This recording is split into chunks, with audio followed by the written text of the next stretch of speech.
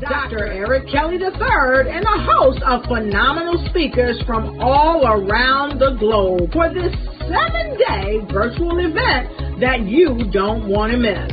The mission of the Black Business Expo is to raise scholarship money from kids all the way from high school all the way from college. The Black Business Olympics is one of the largest Black business showcases in the world. It is an opportunity for businesses and companies to showcase their businesses globally. We are going to be giving away laptops up to $5,000 away to students. Again, I'm Olivia Appleberry, the founder of 2 Cents Finance and one of the speakers for the expo. I am so excited to see you there. For more info, go to www.blackbusinessexpousa.com or call 919-308-9090 and hope to see you there. I am Black Business. From the moment I wake until the time I sleep. Yes, I am Black Business. I am Black Business. Tell me, are you Black Business? I am Black Business. Do you support Black businesses? Listen, I support Black business because I am Black Business. Black Business Expo, one of the largest business showcases in the history of Black business in the world. The world! Sign up today at www.blackbusinessexpousa.com or call 919-308-9090. I am Black Business. I am Black Business. From the moment I wake until the time I sleep, I am Black Business. I am Black Business. Are you Black Business? I am Black Business. Do you support Black businesses?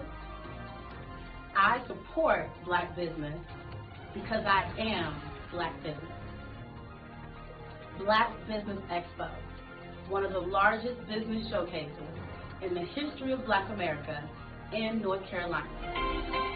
Join Dr. Eric Kelly III and a host of phenomenal speakers from all around the globe for this 7-day virtual event that you don't want to miss.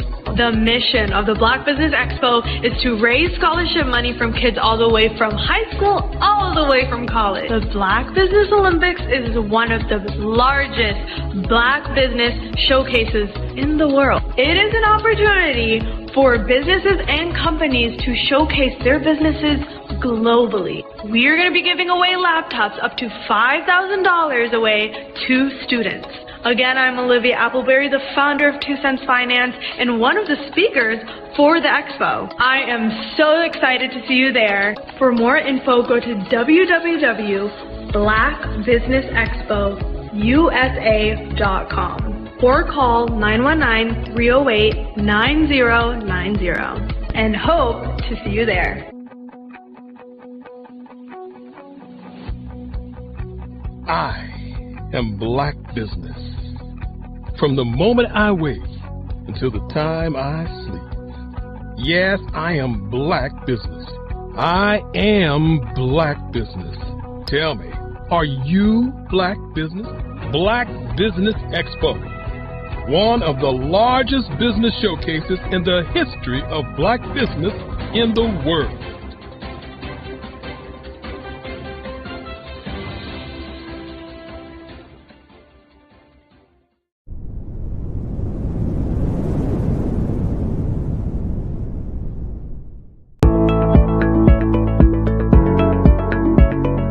Prepare for what's coming and dominate in economic winter.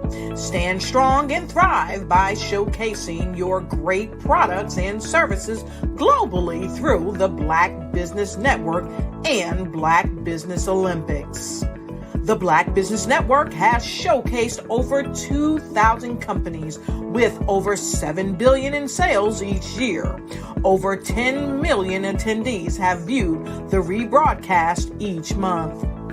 Through the Black Business Olympics, unique styles of business training and mentoring are turning students into business owners and who will dominate in any economy. Gain the ultimate advantage of the Black Business Olympics, 7 days of unbelievable topics and speakers speaking around the globe. Donate your time and experience to provide expertise and scholarships to students worldwide and change the world. Now, more than ever, new insights, tools, strategies, and capabilities are needed. This is your chance for a major presentation to the world. Fill out the form and join the more than 2,000 speakers who have presented to over 200 countries. Join the Black Business Network streaming live into the Metaverse, STEM City, Black Multiverse Enterprises, Hulu, Amazon, YouTube, iHeartRadio, Apple, Facebook, LinkedIn, Pod TV, IBM TV, Spotify, and Google Podcasts. Sign up today. Spaces are limited, and we will see you there.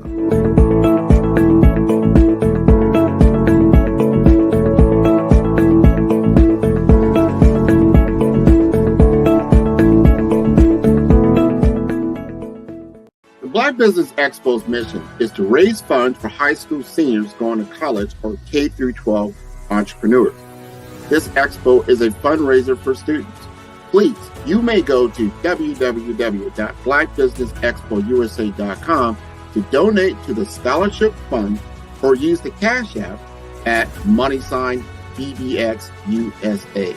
Our goal is to give laptops and up to $5,000 to 10 students.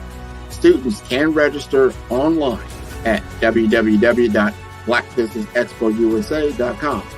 Every dollar counts. Please donate to the Black Business Expo USA Scholarship Fund.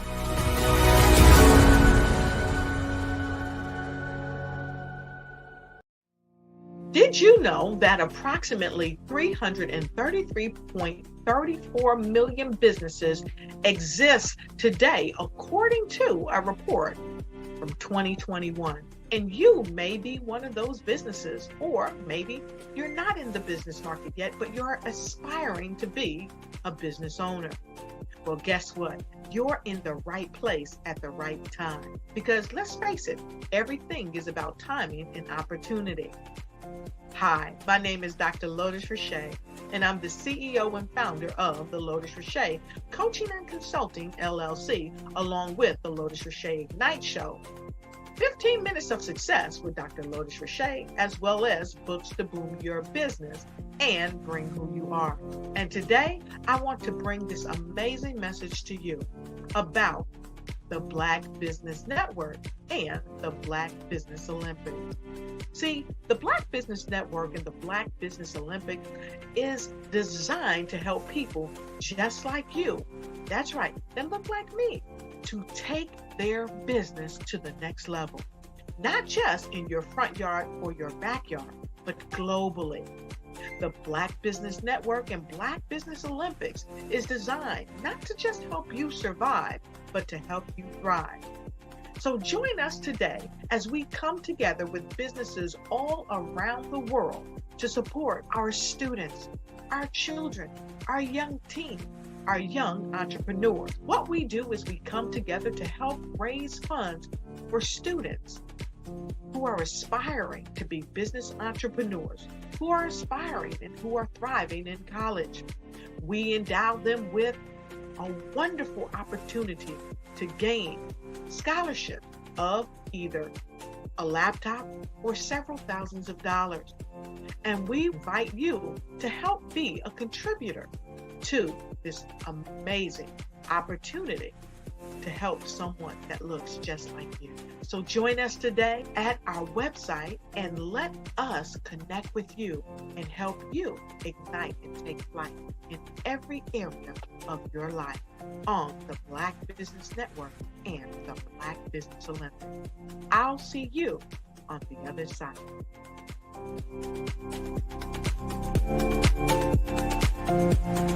Hello, I am Dr. Eric Kelly III, the visionary strategist and founder of the Black Business Olympics. I invite you to showcase your Black-owned businesses on the Black Business Network global stage. The Black Business Olympics is a global Black Business Network platform that propels Black-owned businesses into the international spotlight. By showcasing your business on the Black Business Olympics platform, you can reach a worldwide audience of potential customers, partners, and investors. You can also establish yourself as a thought leader, an expert in your field, attract lucrative partnerships, and more speaking engagements. In addition, the Black Business Olympics platform provides a valuable opportunity to connect and collaborate with like-minded entrepreneurs and business professionals from around the world. This can lead to new business opportunities, ideas, and relationships. Finally, by sharing your story and expertise on the Black Business Olympics platform, you can inspire and empower others. This is a powerful way to make a positive impact on the world and leave a lasting legacy. If you are a Black-owned business owner, I encourage you to seize the opportunity to showcase your business on the Black Business Olympics platform. It is a once-in-a-lifetime opportunity to make an indelible mark on the world. Be one of the 1,000 visionary entrepreneurs who are changing students' lives, shaping industries, and leaving an unforgettable legacy for their families. Unleash your voice on our global stage and watch your business thrive. Black Business Olympics is one of the largest Black business showcases in the history of Black business in the world. Yes, the entire world. Just give me a call today at 919-308-9090.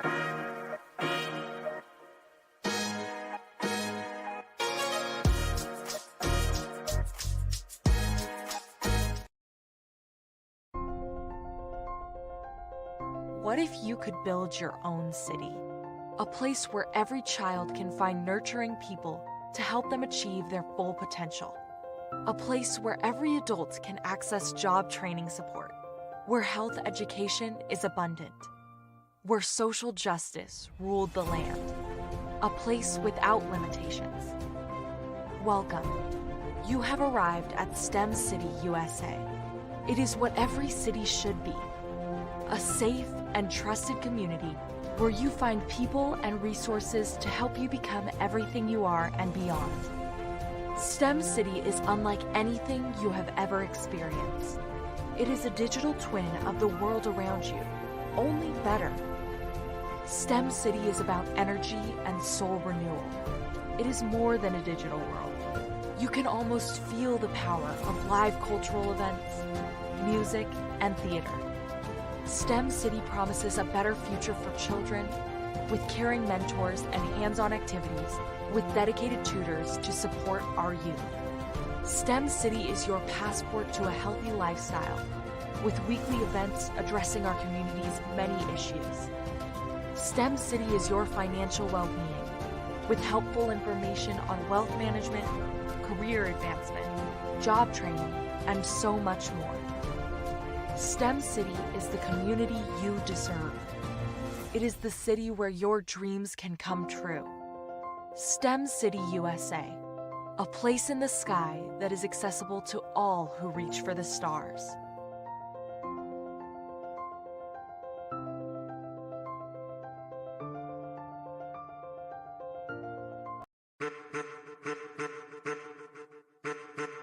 I am a child of the Most High God.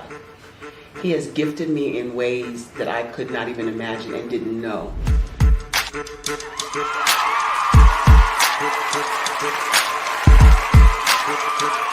There was a time when I didn't know who I was.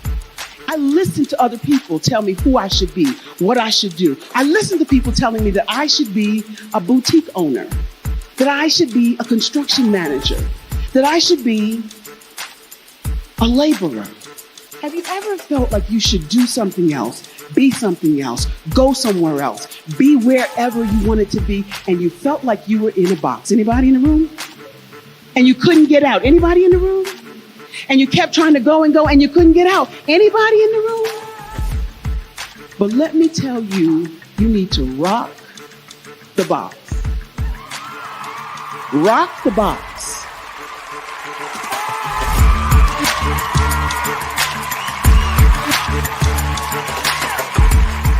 I am engaging, inspiring, and empowering.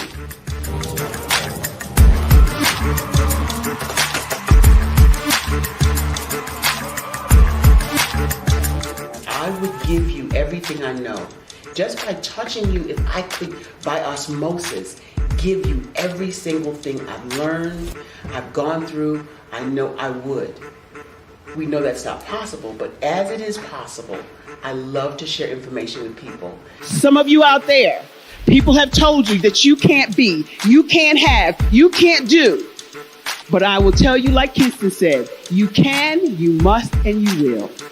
If it's to be, it's going to be me. You got to say it. If it's to be, it's going to be. If it's to be, it's going to be. If it's to be, it's going to be.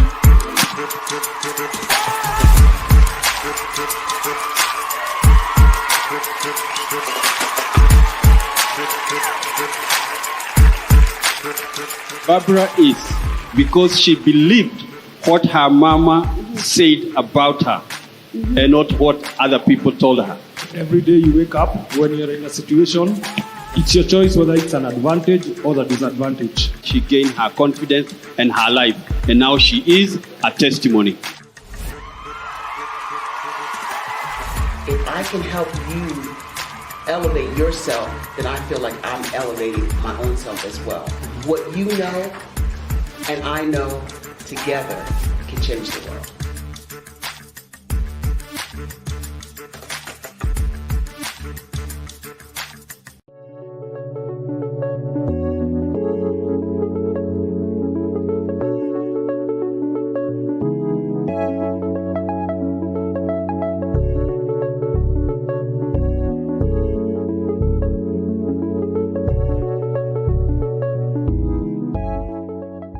Passion has been around helping communities of color and historically underrepresented and underserved communities, minority, rural, veterans, persons who are differently able, in the intersection of education, innovation, technology, industry, and let's throw some entrepreneurship in there just for fun.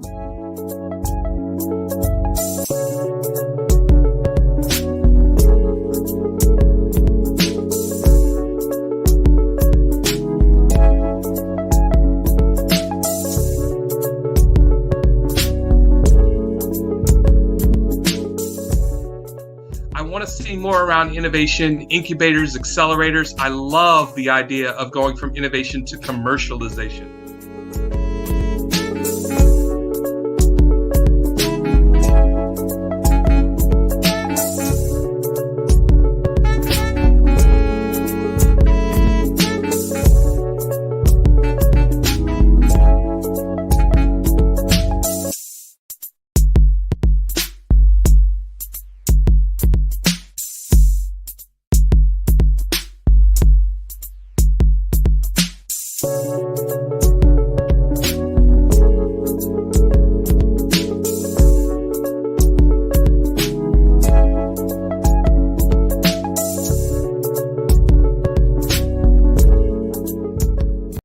Follow the Brand TV broadcast host, Grant McGaw, as he visits with top executives and entrepreneurs to find out their secrets of success with their personal brand. Follow the Brand TV broadcast host as he focuses on brand development to build better relationships, bring value to your business, relationships, and career. You will enjoy listening to each episode that is tailored to speak to you directly. If you're looking for this type of clarity in terms of building your brand, you have tuned into the right station. Each episode will help you to shape a conversation in the 5-star BDM network of 20,000 professionals and become a springboard for your corporate engagement and business opportunities. Each guest will frame their story in the areas of personal branding, business development, career development, financial empowerment, and technology innovation. Grant McGaugh explains why he is the CEO and owner of his own professional career. Grant is an accomplished business leader and entrepreneur who wants to give back to individuals to grow their personal brand strategy. Tune in as he weaves his story about new possibilities, while to you exceed expectations. If you love storytelling, this show will make for fun.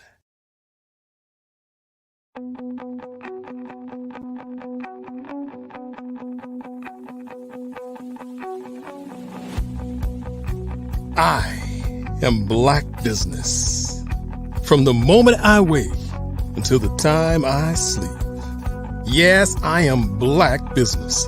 I am Black Business. Tell me, are you Black Business? I am Black Business. Do you support Black businesses? Listen, I support Black business because I am Black Business.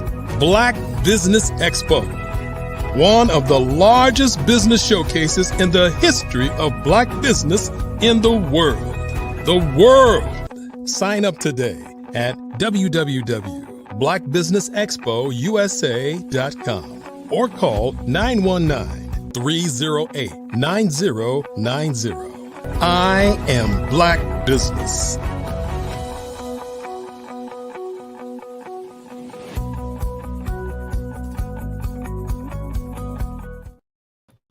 Good day, good day, good day, business owners, entrepreneurs, thought leaders, and corporations. Welcome to the Black Business Network. My name is Grant McGaugh. I am the CEO at 5-Star BDM and host of the Fellow Brand Podcast and TV show. And I am your business moderator for this day on the Black Business Network. The Black Business Network is a 24-hour business network showcasing Black businesses, business owners, entrepreneurs, and thought leaders worldwide. And we have speakers from North Carolina, London, Singapore, Africa, Japan, and cities all over the United States.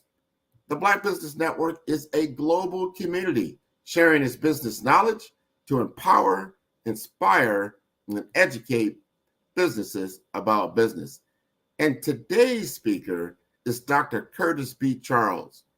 Curtis Charles is a distinguished figure in the realm of higher education and technology.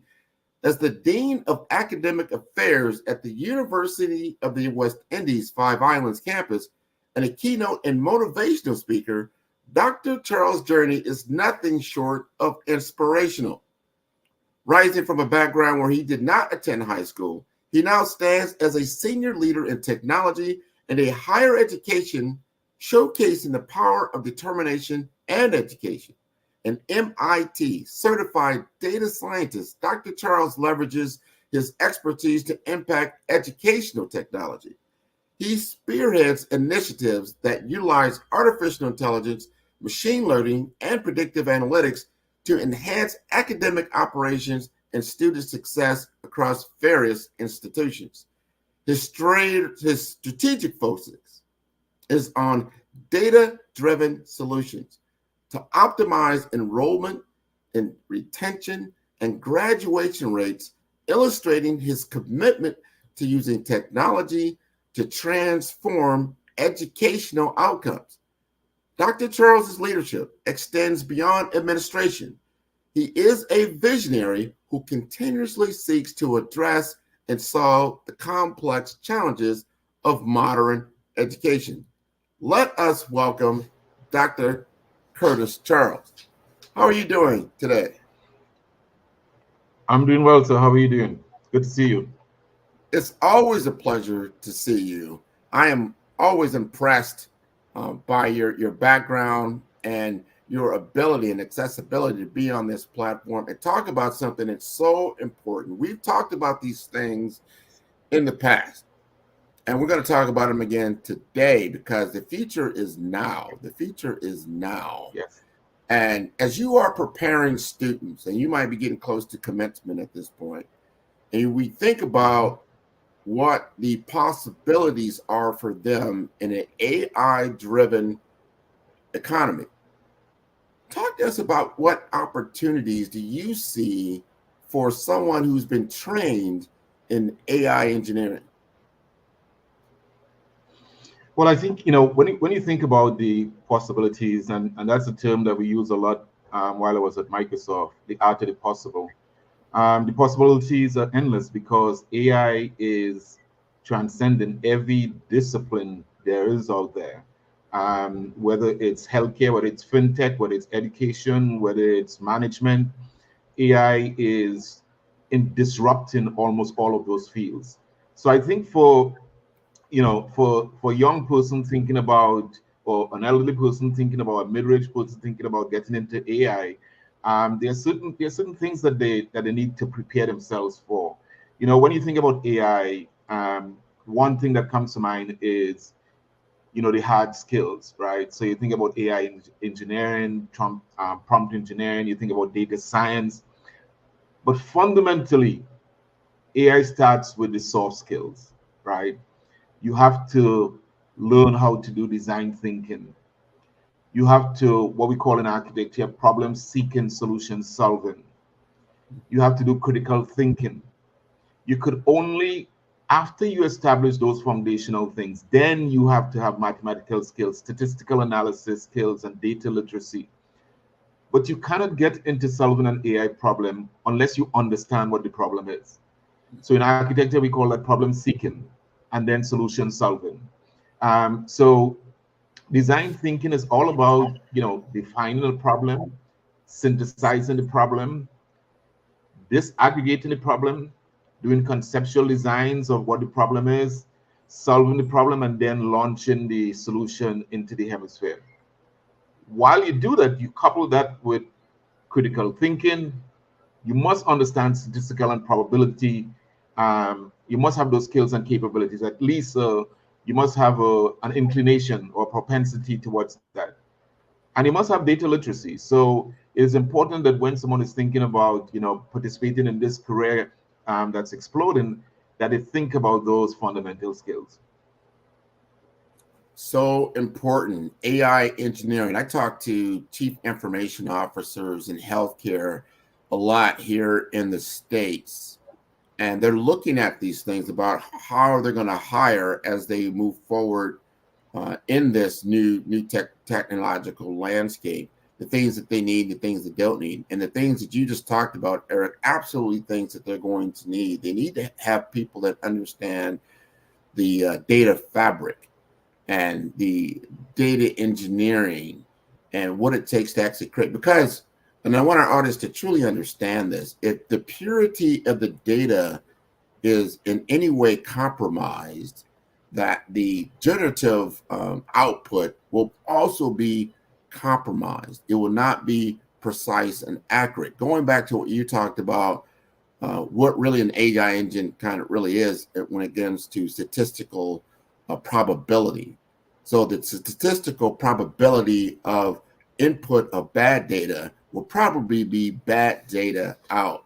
So we need people to understand what is the data, the quality of the data, the purity of the data, before you start designing around it or inputting it into a workflow, because that becomes problematic. And I think now, with people now graduating, they have greater opportunity because they don't have to, they're starting at a level that, first of all, is highly visible, because every CEO of a lot of different companies now is like, I need competitive edge, and data-driven insights are a competitive edge. And if you understand that, and that you can really get into it. I talked to a gentleman yesterday just talking about marketing, right? And doing the digital marketing, utilizing Google ads and Facebook ads. And he's telling me it's not all about the creative that you see, the ad of itself. It's understanding the metrics behind it and how to understand the machine learning that's taking place in order to be able to leverage the algorithm to its fullest. How are your students adapting to this new framework? Well, I want to first, as an educator, I always try to say, when you reach a big word, always define the big word. And the big word in that sentence is algorithm. So let me just break down algorithm a little bit so the audience understand, because it is fundamental to machine learning and artificial intelligence. So fundamentals, let me give you an example. I was a brand new student, came from the Caribbean, went to Howard. My first semester at Howard, I drove to the Carnival Festival in New York City on Labor Day. The one thing you don't want to do is to ask somebody in Brooklyn directions.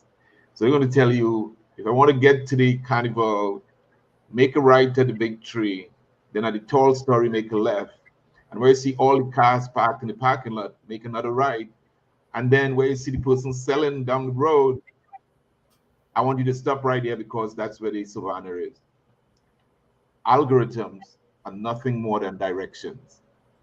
So we tell the computer in code language what we want to see in the data. So we will tell, for example, show me the patterns and trends of data for the last 10 years on meteorological reports for the Caribbean, so that the government could plan for the amount of money they would have to put aside next year for potential damages. So the code is going to go in there and look for those patterns and trends. And based on those patterns and trends, then you could make data-driven decisions. So every time you hear the word algorithm, it's similar to the direction. It's similar to you telling your child, basically go and sit down and be quiet in the corner. Otherwise, if you don't do X, Y, and Z, then you may get X, Y, and Z. Those are algorithms. So anytime you hear that, think about your own examples. That is wonderful that you now give us some context around what an algorithm is. And then prompt engineering is what you're telling the machine. Let's just call it the machine because that's what it is.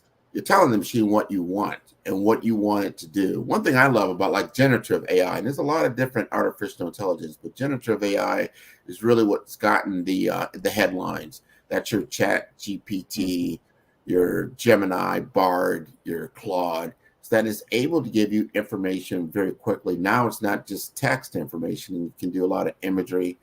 And then you've got now Sora, S-O-R-A, that can do a lot of text to video. So you can make very instantaneous videos in a almost 4D or very high quality. And it's very great. But if you don't have the right prompt engineering, going back to what you were saying earlier, people are like, what do you mean by prompt? That you have to tell it what to do, and you have to tell it what to do intelligently to get the right output. Talk to us a little bit about prompt engineering. So prompt engineering is one of those new concepts we find in artificial intelligence. And it basically is what I just said, which is given a series of directions, just like how you tell that person how to get from point A to point B. Prompt engineering is the same thing. For example, if I want to get from Washington, D.C. to New York City, I will go to the command prompt in something like one of the large language models and says, imagine that you are driving from Washington, D.C. to New York. Please give me an estimate of how much tolls I'm going to have to pay to get from Washington, D.C. to there, so that I could now make a decision, a data-driven decision on how many tolls. I will also ask it, please give me the shortest distance from Washington, D.C. to New York. Now, if you listen to the example I just gave, this is what we will tell when we go into our cars and we want to get from point B to point B and we put in the direction. So there is a version of prompt engineering that has been in your cars for the longest while. Now what we are taking is that we're moving that prompt engineering to computers, so you have an interface that you could do that. But it is really essential that when you think about prompt engineering, you think about becoming that computer interface. One of the things we say in research a lot of time is that if you're studying this cup, right? If you're studying this cup, you need to become the cup. And so when you're thinking about a prompt engineer or you're thinking about the prompt function, is that you have to become what you're trying to get. So it is really important that you don't see this thing as rocket science. It really is a series of trial and errors, and then you try to improve it. So for example, what I talk about just now, I want to get from point A to point B, but I also want to get the amount of money I paid in tolls, and I want to also avoid all the highways. And by the way, I also want to avoid any potential accidents. So you started with one prompt, and then you get much more complex. So that is how you build your vocabulary in prompts. Imagine you're so and so. You want to do a business plan for a business. You go to the prompt and say, imagine you are a social media expert and you want to develop a business plan for investors to invest in your social media. It will then spill out to you a prompt. So a lot of people believe that large language models and chat GPT and stuff, it does all the work for you. It's a beginning. It's the ability to start from somewhere, because that's going to give you a general overview of a business plan, but then you have to refine that. So my business is in Washington, D.C. It's right in the heart of Adams Morgan, all the cultural area. Based on the context of Adams Morgan, which is very artsy and cultural, now you begin to refine. So now your business might be related to social media of arts. So it's about massaging the prompt. And again, this is what we do in research. As researchers, as trained researchers, we always start wide. We always call it the funnel method. So if you could imagine a funnel that you use in a bottle, you start wide. So you ask all the questions that you could ask. And as you begin to get more information, the more information you research, the wider and narrower you get to the funnel. Prompt engineering is no different. You got to find the analogies in real life. I like that. That's how you get very, very precise. You have to train your model. A lot of people didn't realize that you can train your own GPT within Chat GPT. Yes. And if you look there, it'll give you that capability to create a GPT. And I encourage people to understand how to use that, because to what you just stated, Dr. Charles, you can start putting inputs into your particular GPT that'll speak in your language and be very segmented to what you want it to accomplish, especially if you're going to use it continuously over and over again for, let's say, a research or business plan, or for your particular business that you can then utilize. So it's not just so generic. What you're doing, you're training that particular machine to operate and be your brand strategist, let's say, or your business partner. You're my business partner in so-and-so business, and you give it as much information as it can. And then because it has access to a much larger data set, and that's what a large language model is, it can then bring you this information and insights that you can begin to utilize in Michelle's. Now, one thing I am concerned about, and you've heard it probably in the news, and I'm sure you know about it, and that is the bias in AI and the ethics around AI. And I noticed that, let's say I go to my Chat GPT and I say, all right, I need you to draw me a picture of a hospital CEO. Most of the time, it's going to start showing me a Caucasian CEO. And I could be in any part of the world, and there are many ethnicities in the world, but it always starts with a white male. It just does. And I then have to tell it what I want. And then it gets it, because I don't think it's, biased on its own, but this is how it starts out. Talk to us a little bit about biases in the AI modeling. I'll give you an example that would be easy for everyone to understand. We know that probably in the 50s and the 60s, probably didn't see many Black people on television, right? But we know there were Black actors and actresses. What began to change that is when we begin to get behind the camera, and when we begin to get people like Oprah, who has the money now to be able to influence the industry. If my only hemisphere My only fear of control, circle of sphere of control, is of a certain ethnicity. And I have never been engaged with somebody brown. My biases are there inherently. And I think that's why these programs and talking to you are important, because we must have more brown data scientists and people who are creating artificial intelligence, because it is the reason why you get that feedback. So what do I do when I want to do exactly what you said? Give me a CEO of a company. I would say sometimes it tells you they can't do black. So I would say give me a Caribbean, or give me a Hispanic, or give me an African person of African descent. But it goes beyond that image that you talk about, because this also goes into the biasness in face recognition and law enforcement. The reality is that the opposite bias happens now, where we are at the default that a black person had to have created that crime. Like, for example, one of the things I think is really funny on television and on media is that if there's a major crime somewhere and it's a person of color, right away that person's face and everything else is online. If it's not, it's always delayed. That's an inherent biasness in there. How does that change? That change when we have much more people of color owning stations, having the right to make decisions, being at the top of some of the news media and what we're doing right now, having a conversation that's going to an audience of color.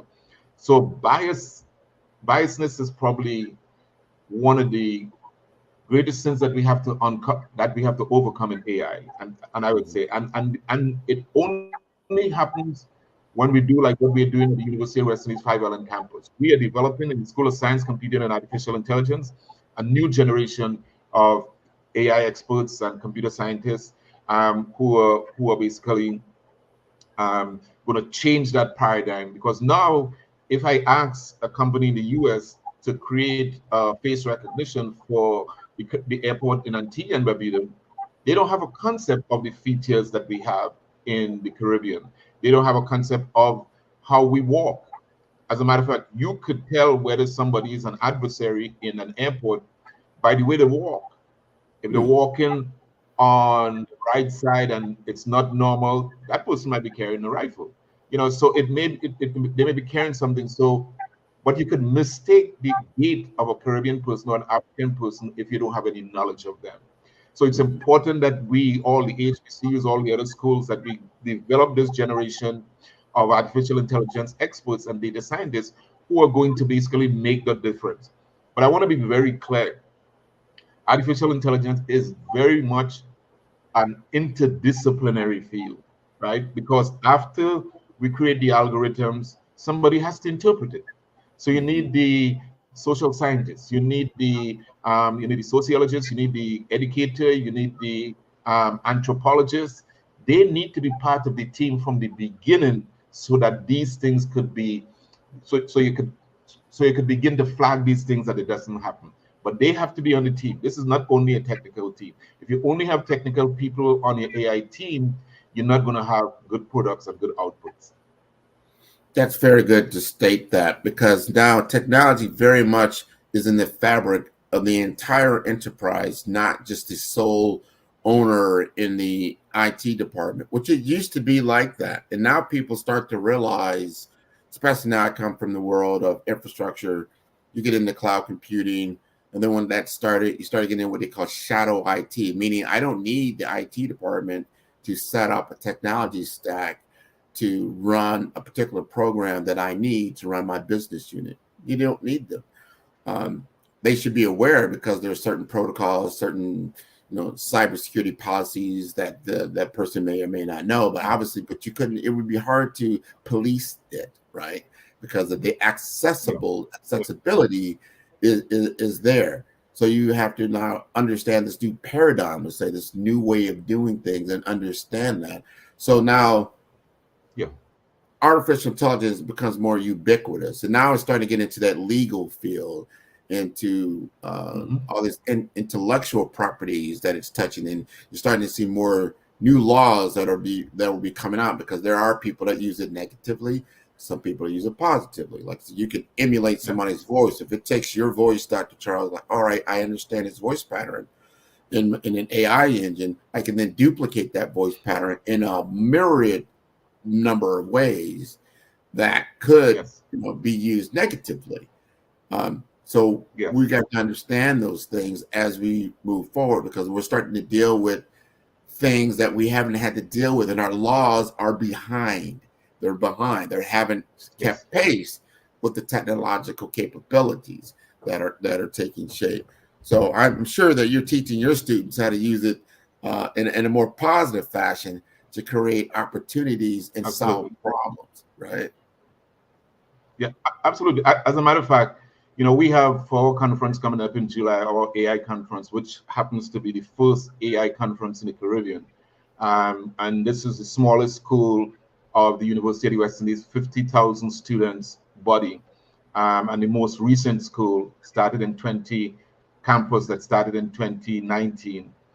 We're going to have 16 panels, 8 on each day, and then some master classes. But one of the key panels is the transformative impact of AI on law, on the practice of law. And we also have an ethics with some ethicists on a separate panel. So for us, this is in the forefront. How do we impact in the Caribbean, for example, something like GDPR, which is General Data Protection Regulations, that the European Union has basically been leading us since 2018. It is phenomenal what GDPR has done, but what is more phenomenal is that other countries haven't followed it, other units haven't followed it, because the privacy issues you talk about, the law issues you talk about, the fairness, all those are parts and charters of GDPR, which talks from the fairness and transparency of the company, but it also talks about your rights. So no company falling under GDPR could just take your data and use it indefinitely. You have a right to opt out, and the fines are humongous if you break the laws. Now, what is interesting about that is that if you are in the West and you are doing a business with a company who fall within the European Union, you also fall under those regulations. So if you are doing business in North Carolina with companies in the European Union and you not following these laws, you also open to those large fines. So I think it's really important when we look at the legal aspect of this, that we also partner with, again, I mentioned interdisciplinary. We also partner with our legal counsels so that we could educate them and they could educate us, because it's one of those open fields that folks are studying.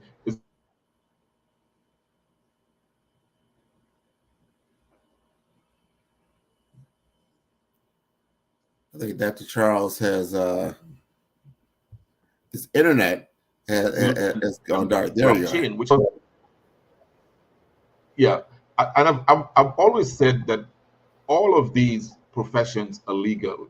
I was talking to one of my colleagues yesterday, and I was saying, I have never seen higher education as not being legal. We could get sued at any time if you fire a professor incorrectly and you didn't do due diligence.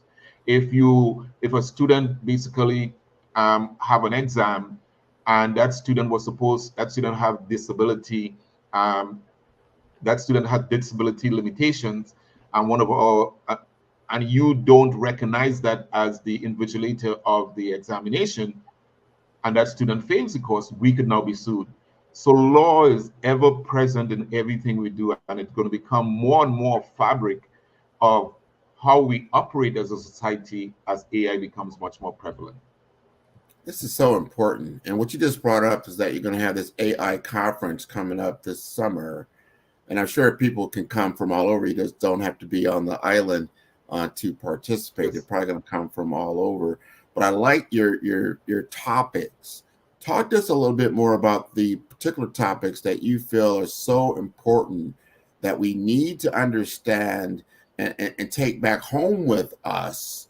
As we talked about some of the things, the AI biases, things that are challenges, things that say, you know what, because a person of color is not involved in some of these things, this is why we get these certain outputs. And we don't want to repeat history. We want to change it as we get into Industry 5.0.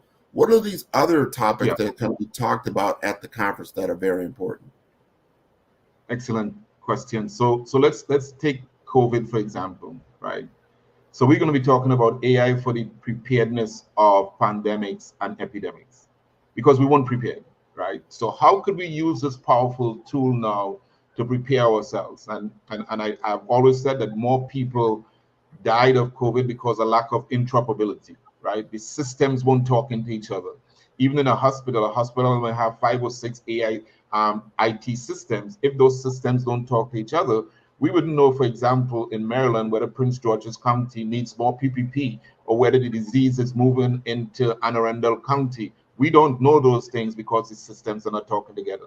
If the systems could talk together with interoperability, now we have the ability to know where all the resources are to quarantine the disease as it moves and move healthy people away from people who potentially sick. We're going to be talking about that at the conference.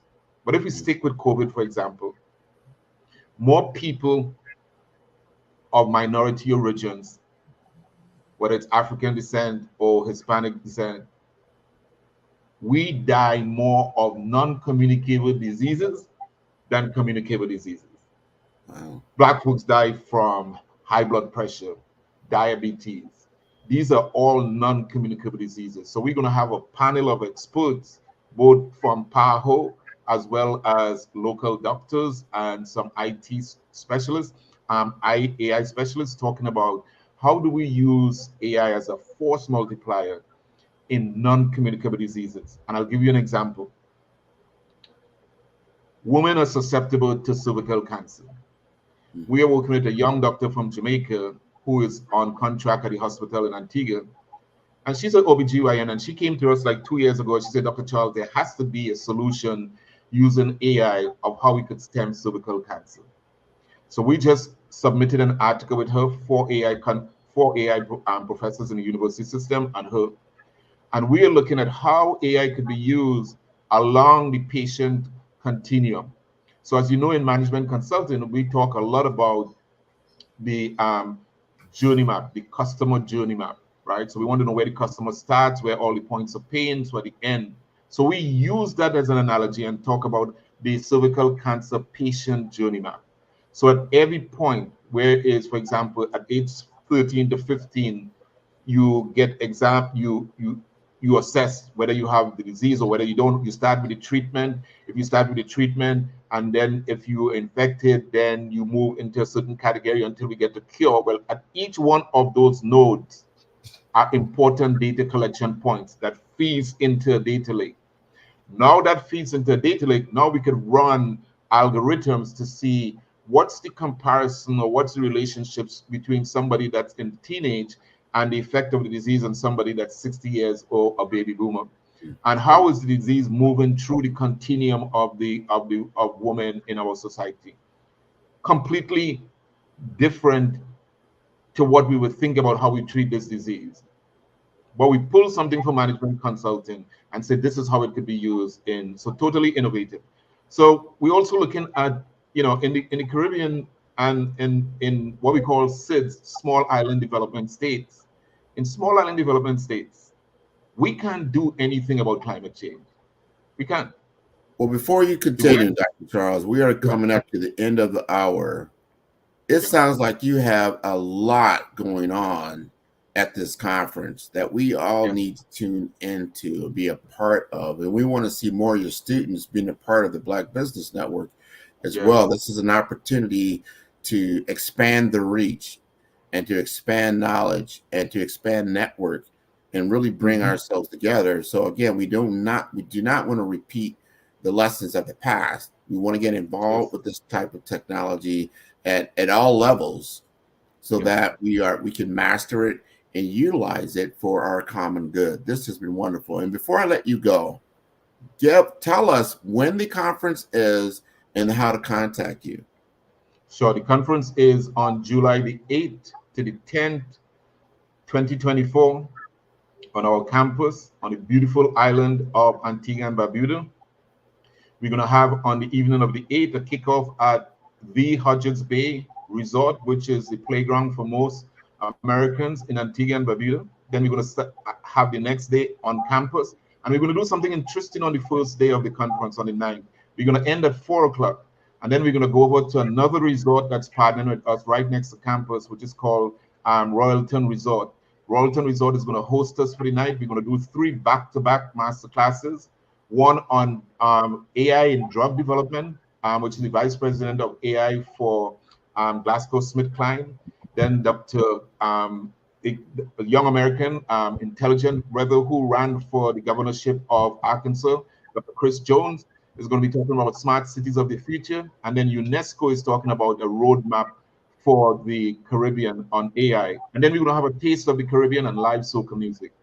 And then we're going to come back the next day. But it's going to be phenomenal. To get more information, you can go to 5islandsaiconference.com. That's 5islandsaiconference.com. Or you could always reach me. I'm on 910-431-9718. 910-431-9718.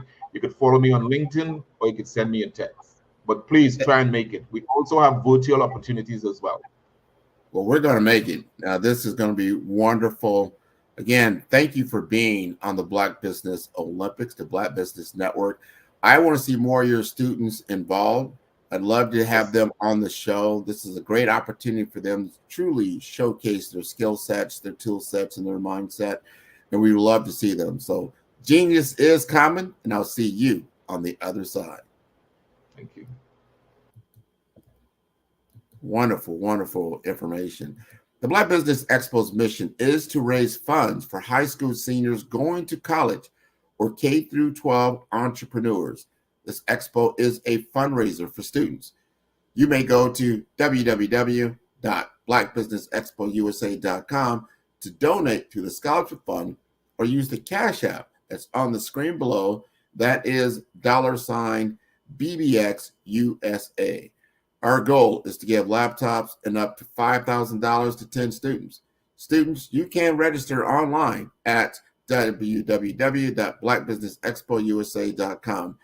Every dollar counts, so we want to remind you to donate to the scholarship fund. We would also like to thank our Black Business Expo USA sponsors for April 2024. They include NC100, Moody Capital Partners, Suede Soul, The Hello LLC, Lotus Rocher Coaching and Training, Carolina, Virginia Minority Supplier Development Council, Step Management, Barbara H. Smith LLC, 5-Star BDM, Margie McLean Foundation Incorporated, Genius is Common, Earth Essentials, Milani Shiny Global, Executive Women's Success Institute, The Quality Coaching Company, Superwoman Business Services, Creative Force Studios, Lee Entertainment, Artistic App Design, Black Business USA, Genius is Common, and I will see you on the other side. How many times have you been asked to help someone you didn't even know, a student, a business entrepreneur, or did you ever even ask, where did they end up? That business, that friend, that entrepreneur. Well, just maybe they ended up in a gang, bankrupt, homeless, or worse, dead. Maybe they turned to crime, drugs, and alcohol. Did you ever wonder? Did you destroy their dream, or was your life always so easy? At the Black Business Olympics, we started a movement to help students complete. Give them hope and foster success. Help them to leave their dreams of providing laptops, computers, and up to $5,000 in scholarship funds. Today, we ask you to help a student, a business owner, or an entrepreneur to realize their dream by sponsoring them, supporting them, and buying from them. Consider this. With $1.6 trillion in our Black community, we only ask for a small donation for our students.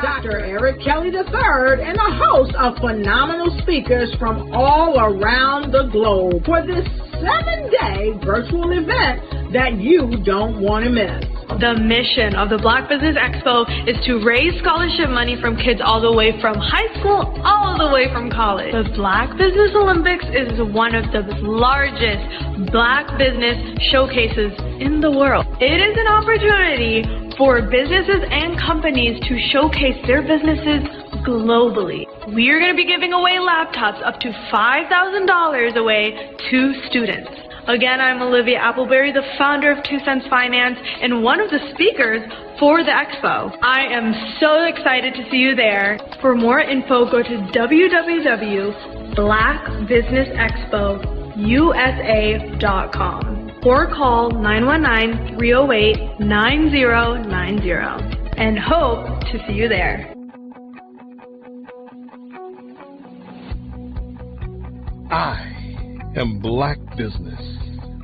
From the moment I wake until the time I sleep. Yes, I am Black Business. I am Black Business. Tell me, are you Black Business? I am Black Business. Do you support Black businesses? Listen, I support Black business because I am Black Business. Black Business Expo, one of the largest business showcases in the history of Black business in the world. The world!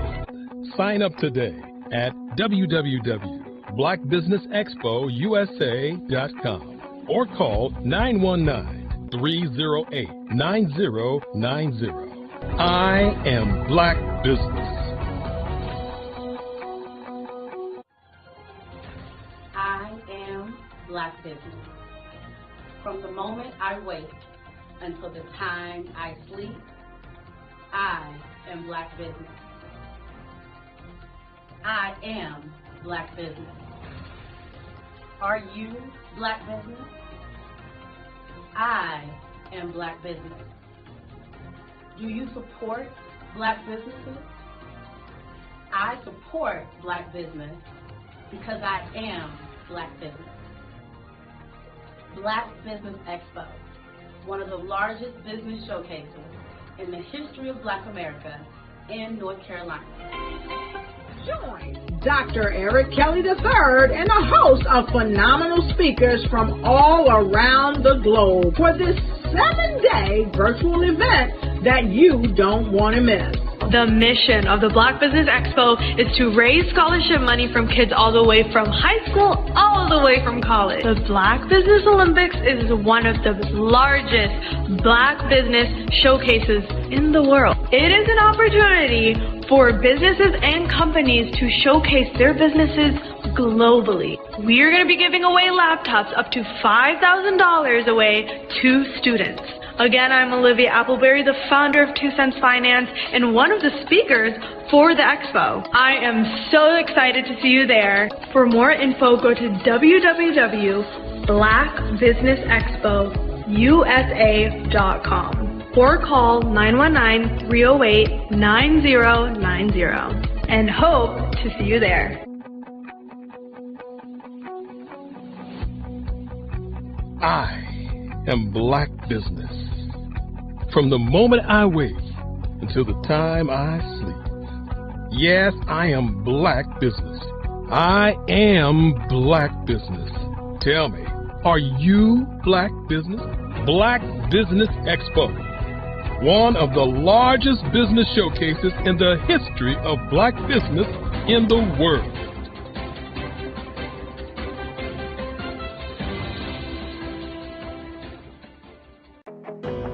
I am Black Business. From the moment I wake until the time I sleep, I am Black Business. I am Black Business. Are you Black Business? I am Black Business. Do you support Black businesses? I support Black business because I am Black Business. Black Business Expo, one of the largest business showcases in the history of Black business in the world. Sign up today at www.blackbusinessexpousa.com or call 308-9090. I am Black Business. The Black Business Expo's mission is to raise funds for high school seniors going to college or K through 12 entrepreneurs. This expo is a fundraiser for students. Please, you may go to www.blackbusinessexpousa.com to donate to the scholarship fund or use the Cash App at $BBXUSA. Our goal is to give laptops and up to $5,000 to 10 students. Students can register online at www.blackbusinessexpousa.com. Every dollar counts. Please donate to the Black Business Expo USA Scholarship Fund.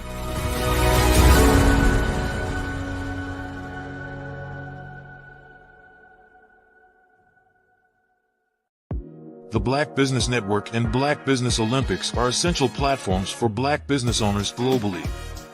They provide the tools and support you need to succeed in today's competitive marketplace. Join us today as we collaborate together with businesses from around the world to support our children, students, and young future entrepreneurs, Black businesses and corporations. We raise funds for students going to college and young entrepreneurs who are aspiring to be business owners, and we invite you to be a contributor today.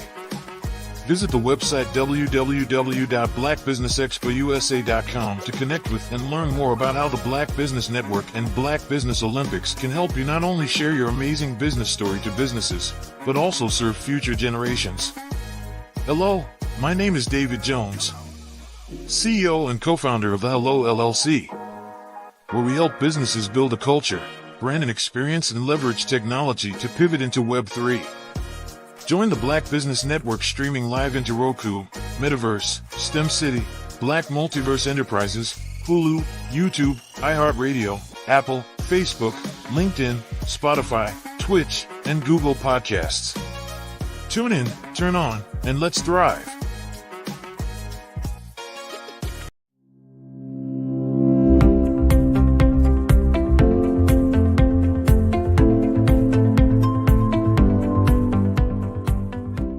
Oregon's it's a beautiful state, and we've talked before this. And I came from California originally, so it's golden hills compared to lush green forest. So it's a beautiful state. It's very beautiful.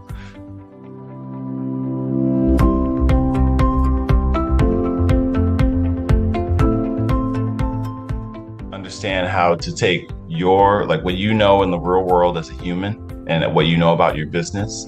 And you need to marry that with the algorithm. You need to combine human with machine learning.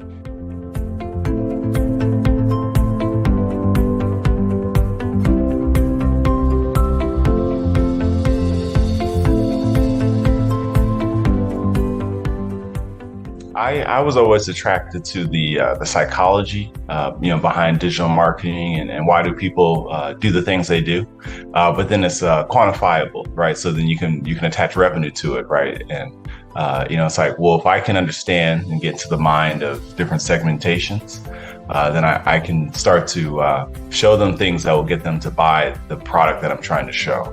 And to me, that's just fascinating. That is amazing that you can do that.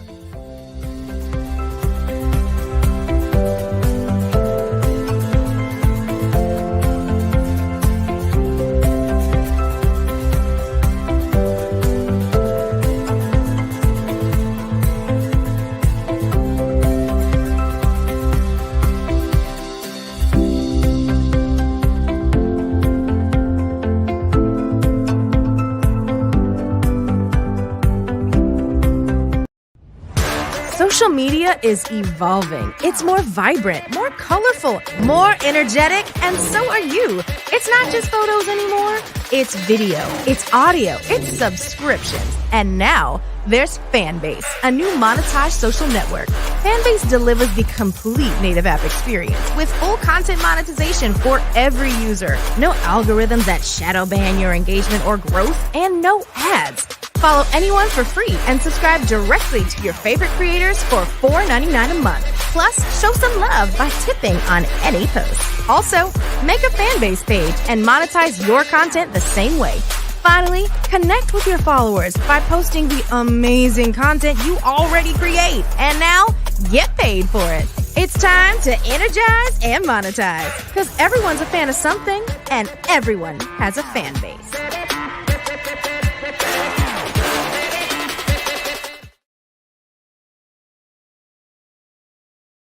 Sometimes you got to hear the news from the Black perspective, and more specifically, Black publishers. And that's exactly why you have to download the HeyTie app, the largest mobile app delivering breaking news, videos, and podcasts from 200 of your favorite Black publishers. Yes, 200 Black publishers delivering news as it happens, literally all in one app. Go to HAYTI.com or download the app in the Google Play Store or Apple App Store. It's completely free, along with information that you can trust, so go check them out.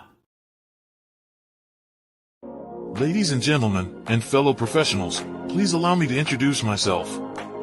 I am David Jones, the co-founder and CEO of the Hello LLC, where I am passionately dedicated to guiding individuals and businesses toward their own return on time investment.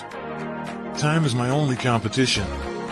With over 20 years of experience as a corporate C-level executive, I bring a wealth of knowledge and expertise to the Hello LLC.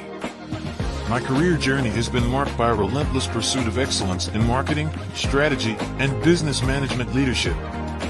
I have had the privilege of working with renowned Fortune 500 companies such as Xerox, American Airlines, Hilton, and Geico. However, what truly drives me is the transformational work we do at the Hello LLC.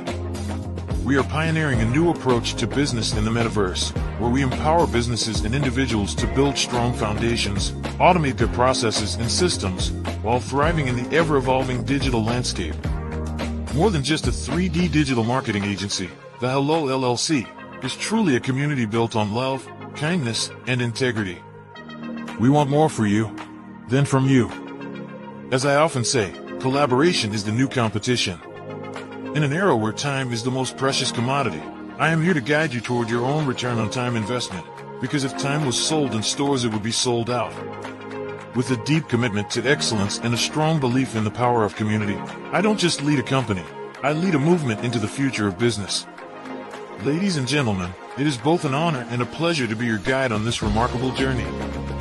I am David Jones, and together, we will embrace a future marked by success, collaboration, and the transformative work we do at the Hello LLC.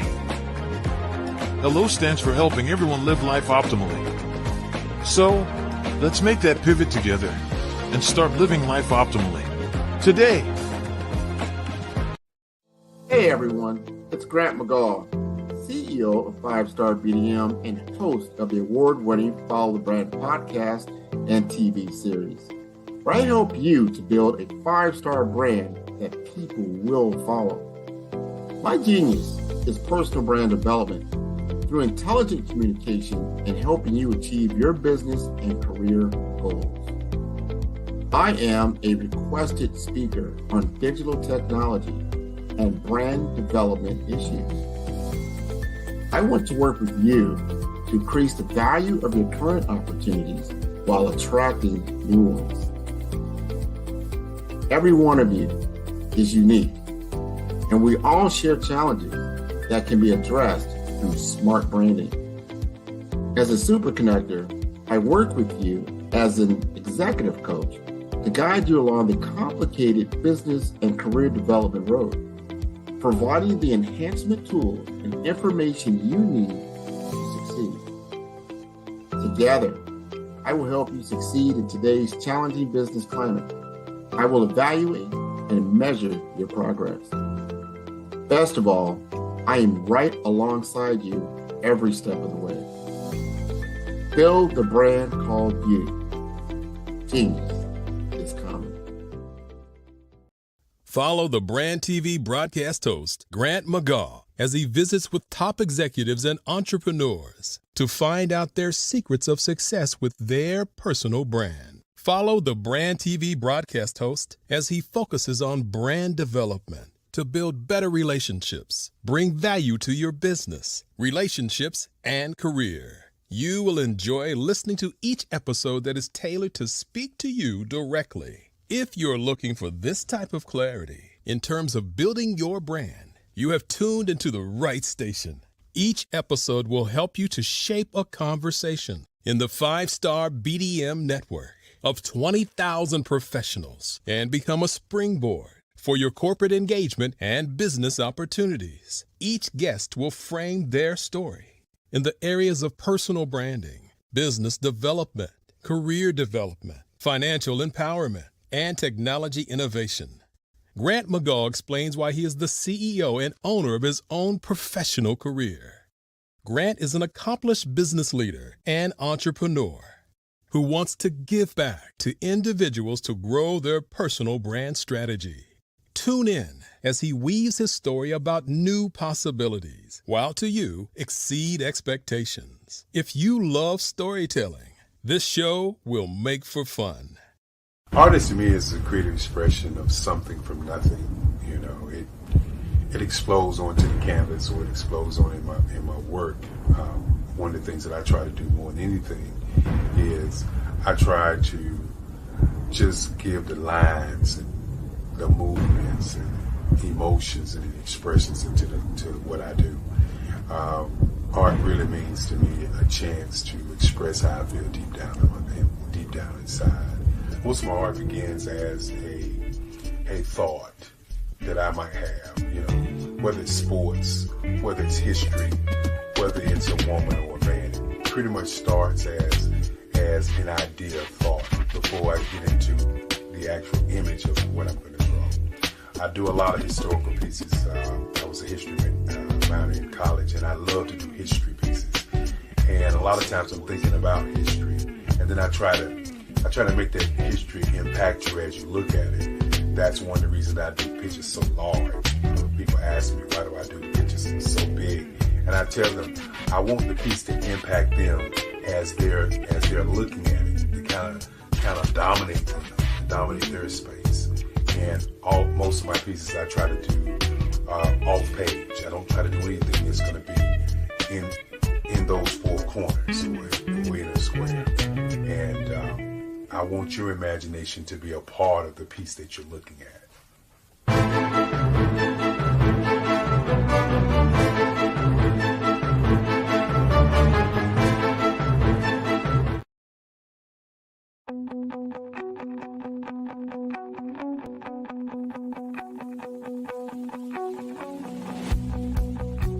I am Black Business. From the moment I wake until the time I sleep. Yes, I am Black Business. I am Black Business. Tell me, are you Black Business? I am Black Business. Do you support Black businesses? Listen, I support Black business because I am Black Business. Black Business Expo, one of the largest business showcases in the history of Black business in the world. The world!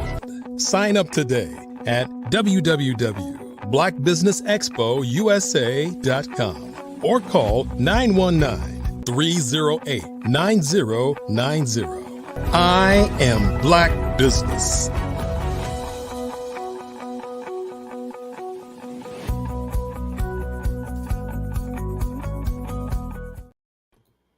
Good day, business owners, entrepreneurs, thought leaders, and corporations.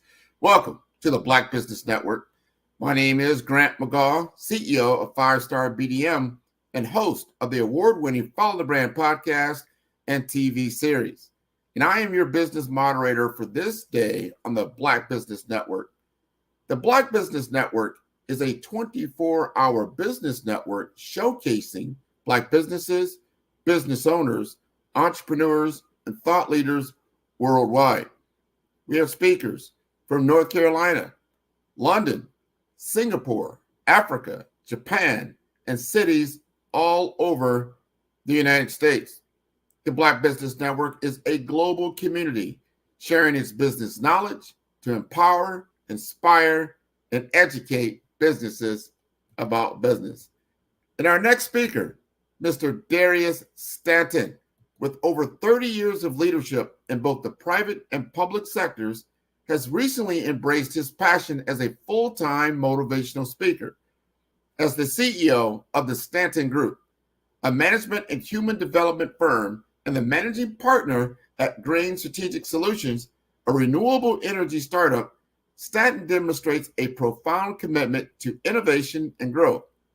His extensive experience includes roles such as Chief Networking Officer at IESI, a secure IT firm, and Vice President of the Clean Green Tour, an international green education company. Stanton has also significantly contributed to a community service. He was Vice President of Operations at Boys and Girls Clubs of America's Greater Washington and Metro Baltimore affiliates, and has held numerous leadership roles in the community organizations, including founding board president of MOTISO and founding president of the New Village Academy Charter High School. Stanton's dedication extends to his family life in the Baltimore, Washington area and his role on the Maryland Economic Development Commission. Let us welcome Darius Stanton to the Black Business Olympics and his role on.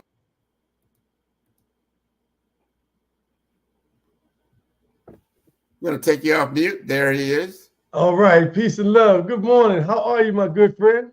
This is great. I remember talking to you a few months back. This is going to be wonderful. I am so glad you can join us this morning. This morning for me, where I am in Miami, Florida. Are you in Baltimore? I'm in Bowie, Maryland, which is right outside of Baltimore. They call it the DMV, the District, Maryland, and Virginia. So yes, it is morning here, and we are all pumped up and ready to go. It's so good to see you, Grant. Thank you for having us. Absolutely. I can feel the energy about to jump off the page. So genius is coming, and I will see you on the other side. Excellent, excellent. Well, listen, we are all pumped up and ready to go. As a matter of fact, let's get ready and roll with it right off the bat. So listen, in order for us to really get the maximum out of today's conversation, we're going to have to get your pen and your pad out. All right, open up your mind, take a real deep breath, hold it, and let it go. We're going to breathe. We're going to become open systems. And in order to do that, we're going to win, win, win. That's right. Say it again with me. Win, win, win. That's right. We're focusing on winning today. There are 3 wins that we're going to focus on. The first win is at home, yourself. How do you win inside?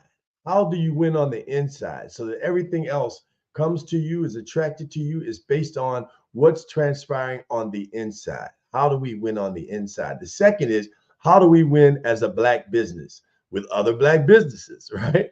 All right. How do we win as a business? How do we support our community? How do we win as a Black business? And then last but not least, how do we win with our legacy intact? Legacy, succession, what's to come? How do we prepare our family? How do we prepare our teams? How do we prepare folks who are working around us and will be taking on what it is that we're developing and spending our blood, sweat, and tears on? How do we win with our legacy? Before we get into the win-win-win, though, let me just tell you about me, Darius A. Stanton. That's right. You heard Grant say that I am now a full-time motivational speaker, trainer, broadcaster, and my mission in life is very, very simple for me. And that is, my goal is to create content, systems, and other productions that will help people live healthier and happier lives. That's right. To create systems, content, and productions that will help people live healthier and happier lives. And the reason why I came to this is because I was raised in a family that taught, just some basic principles. My grandmother was a beauty salon owner, which was in the basement of the home I grew up in. And she was very keen on a few things. One, she had a very high level of emotional intelligence. Secondly, she was extremely spiritual. And prayer was a common place in our home. And last but not least, she taught me how to treat people. She said, you give away your best, not your worst. Make sure you walk people to the door. Make sure you greet people. If they speak, fine. If not, then that's okay. You speak. You do what you're supposed to do. And then I had my grandfather. He was the deacon at the church. He was one of the Annapolis Five in Annapolis, Maryland, that helped to turn civil rights around from segregation to desegregated. And he risked his life, to do that. But he never told me about the work that he did in the community. He told me about the work that he did at the Naval Academy. He told me about the work that he did as a bail's bondsman. He told me about the work that he did in other aspects as it applies to employment. But he never told me about the sacrifices that he made in the community. And what that taught me was to be humble, focus on the work, focus on what it is that you need to do. And then my mother, she raised me to be a root cause thinker, which we're going to talk about, to be a systems thinker, to be a critical thinker, to be an analytical thinker. All of those things help you to look at things beyond what it seems. And last but not least, my father, with his main cool, calm demeanor, taught me how to listen, to people. So I became who I am very early in age because I was trained at home first, which is the first win, right? The second win was I received some immediate support from family friends who saw talent in me and gave me opportunity to be part of a national training team. At 19 years old, I was training all over the country with folks who had been training for 20 and 30 years. From there, I got an appointment, or I should say an assignment, with the county executive as the youth drug czar. So at 19 years old, I'm now working in the county executive's office. I'm pushing the Fort button with a really too big jacket on because I bought it from my father, but I knew I had to look sharp at the part. So I'm pushing the fourth floor button, and people are like, where's this young black boy going? I'm going to the top. All right. And then from there, I got appointed as the drug czar in the city of Annapolis at 21 years old. At 24, I was listed as Ebony Magazine's future 50 Future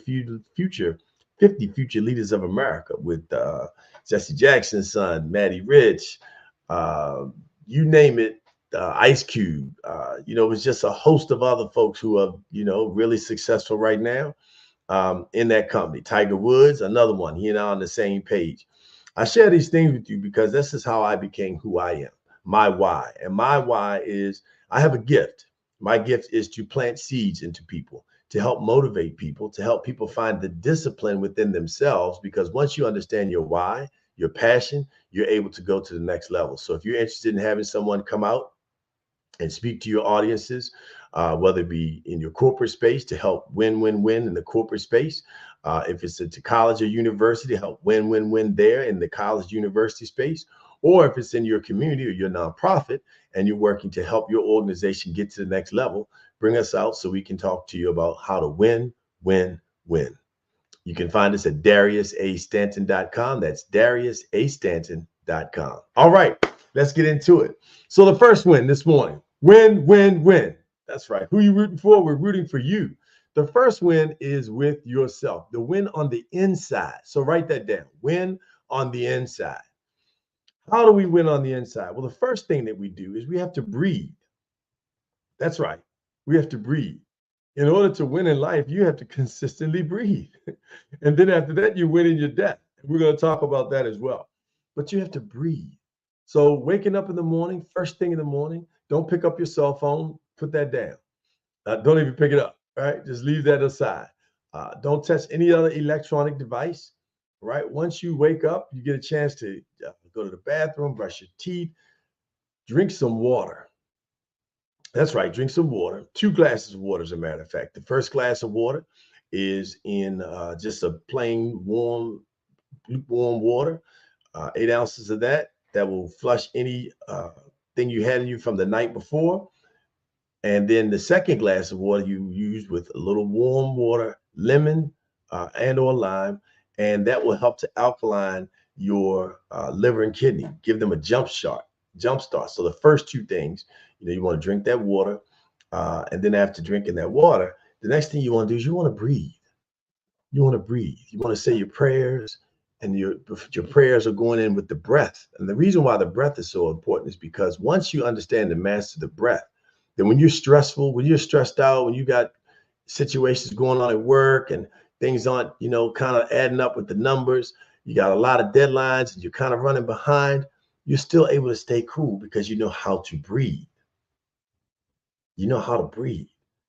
So I would suggest you take a breathing class. There are all types of sky breathing, There's tons of information, resources on the internet about how to breathe, but just take time out and take that deep breath. Hold it. Let it go. Hold it. Deep breath. Hold it. 4-second intervals. 4, 4, 4. That's right. Easy. Exhale. Inhale. Hold it. Let it out. Hold it. Inhale and repeat. 4 seconds, 4 seconds, 4 seconds. That just starts to get, first of all, puts oxygen in the brain. You need the brain to function because your brain is leading you, is directing you, is guiding you, is setting up everything that's happening in your future is coming out of your brain. So get that breath in order.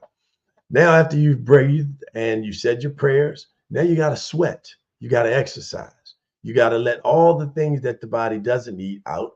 All right. We already did our water. So we started that process. Now we want to let any of that nervous energy and that anxiety, anything else that maybe chemically be causing you to be off balance, worrying, depression, those are chemically induced. So you want to sweat that out. You're a business owner. You got to be in shape. You got to be ready for the long meeting. You got to be ready for the long call. You got to be ready for the all day, one after another, one after another. You got to be ready. Don't, okay, now I got to get ready. Now I got to start working out. No, every day, even if it's 15 minutes, give yourself a good solid stretch, a good workout, get all of those, get that out, all those chemicals that the body doesn't need, get it out of you, right? Let's get that sweat, get that hot, that blood flowing, get that energy moving, right? You got to get that injection of love in the body. And that's that self-love that you're doing for yourself, that you're bringing into your own being. So we want to make sure, real quick recap on winning with self, winning on the inside. Win on the inside from self-care. You want to make sure your daily routine is intact. You want to make sure you're eating to live. I suggest look up intermittent fasting. That's intermittent fasting. Look it up. All right. Because you need to fast so the body can rejuvenate itself. We spend so much time and energy thinking about food, most of the time in proper foods that don't boost the body, but also you want to spend that time thinking about foods that allow the body to build on itself and also put you in a better position to succeed because it's feeding your blood, it's feeding your brain, it's giving you oxygen, right? So eat to live and make sure that you're using exercise and that you're getting the body moving, your blood circulating, the oxygen flowing at a very high level. You're stretching. So now you're in peak performance. You're in a great position to just go to the next level, right? So the first one is on the inside by making sure that you're taking care of self. Remember this. You went on your inside by putting your mask on first. All right. Now let's get to that second win. The second win is how you win as a Black business. So let's take a step back and think about Black business in its inception. Now, Mansa Musa was from the Mali civilization. And at this time, Mansa Musa had more revenue, more resources, more money than any wealthy person you can think of today.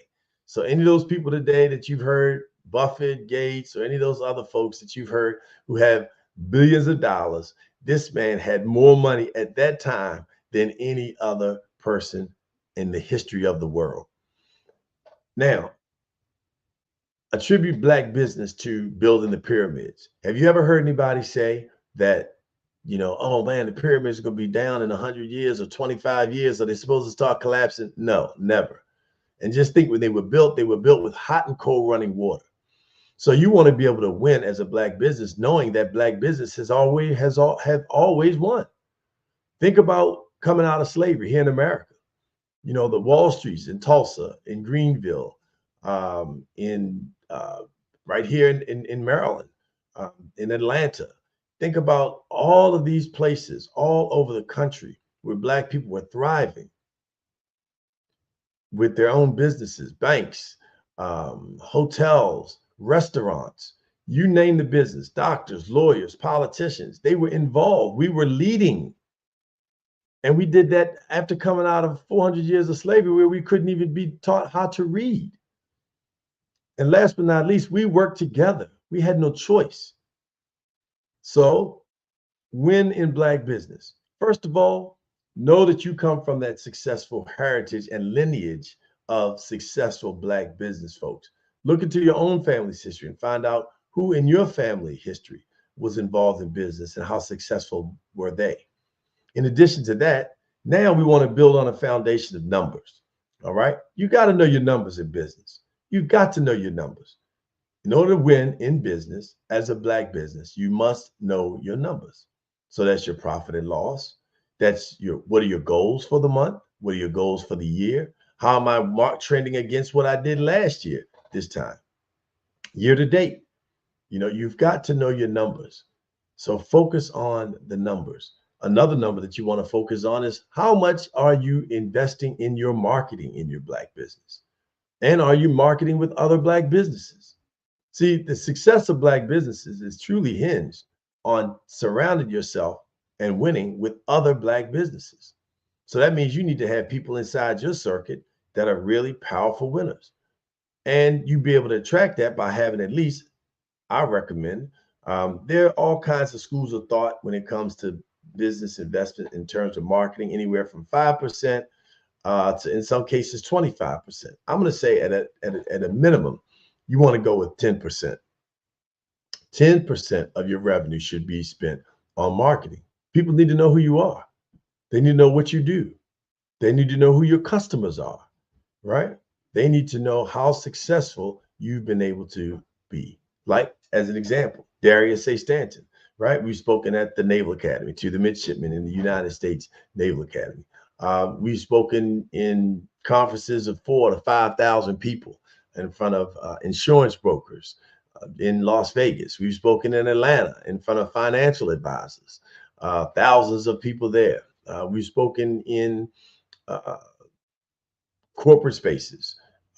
AARP, the largest nonprofit, they've got $1 billion in cash. All right. So think about that. AARP, right? Think about being in business and around people that are able to help you get to that next level.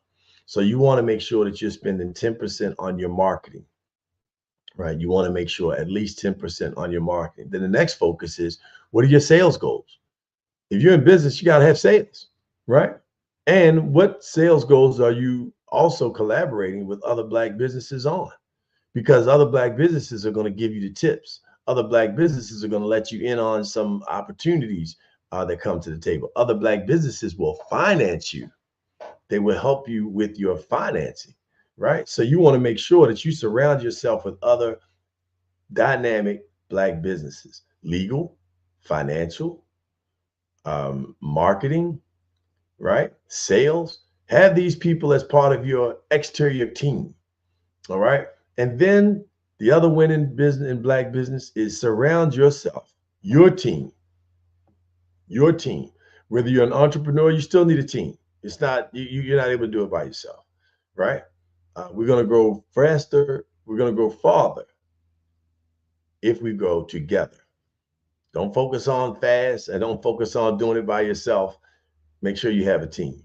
So get yourself a strong team and surround yourself with people that are, check this out, smarter than you, equal to or smarter than, because you need to learn from the people around you. You don't need people around you going to tell you all your ideas are great. They're going to listen to everything you say and just run with it without challenging, without pushing back, without questioning. No, you need people going to ask you tough questions. You need people that are going to check your math behind you. You need people that are going to correct your pronunciation and your grammar and your speech and make sure that your writings and your emails are tight and the things that you're sending out outward facing to the external community are on point, because that's your brand.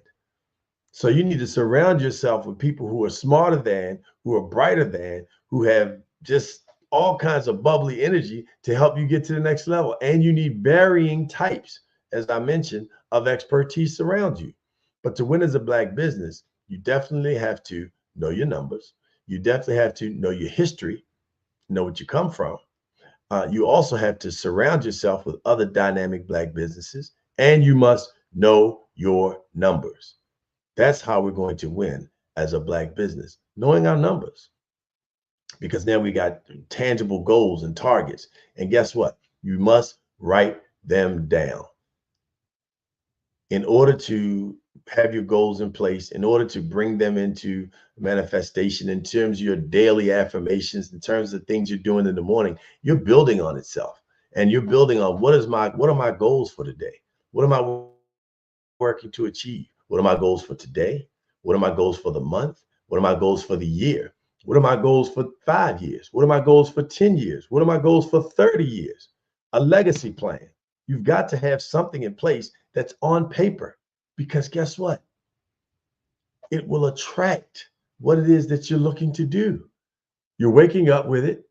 You're going to sleep with it, right? You're working on it all day, and you've written it down. You have literally spoken it into existence. You placed it there. You put yourself in a position to win. So that second win is how to win as a Black business. And again, know your numbers. Make sure you've got a strong team around you. Make sure you're marketing with at least 10%. Make sure you're focused on your sales. All right. And make sure that you have a solid group internally around you as a team that are smarter than you. And make sure that you have an external team that's got tons of experience, exposure, opportunities for growth, and people who are looking for you to win. And they know that if you win, they win, then our community wins.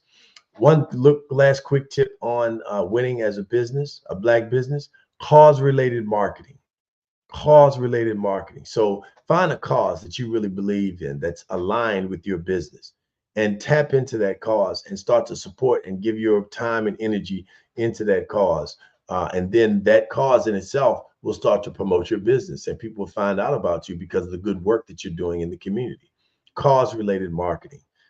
Great opportunity for you to do that. If you're an IT firm and you're doing cybersecurity, go find a nonprofit that does not have a cybersecurity plan in place already. Help them build that, help them put that together, and then you support them, join their board. Now you've got exposure to folks who are doing business on the board. But in addition to that, you're doing something good in the community. So your name is being placed in the community in places that it normally wouldn't. Free advertisement, because, well, it's not necessarily free. You're putting the sweat equity in. You're putting your time and your energy and other resources into that nonprofit to help them keep their information safe. Just as an example of how a Black business in IT can win with cause-related marketing. All right. So we got our first win, which is win on the inside. We got our second win, which is how to win as a Black business, right? And now our third win is how do we win in the community? How do I win in my life? And most importantly, how do we win with our legacy? How do we win with our legacy? Think about legacy. You know, I said you start with that daily win, that daily list of goals, and then that 30-year list of goals. So depending upon how old you are, just take it all the way out to 100, right? Just take it all the way out to 100. And every 5 to 10 years, you write, these are the goals. These are the things that I want to accomplish. In your current business, what is your exit strategy? What is your next?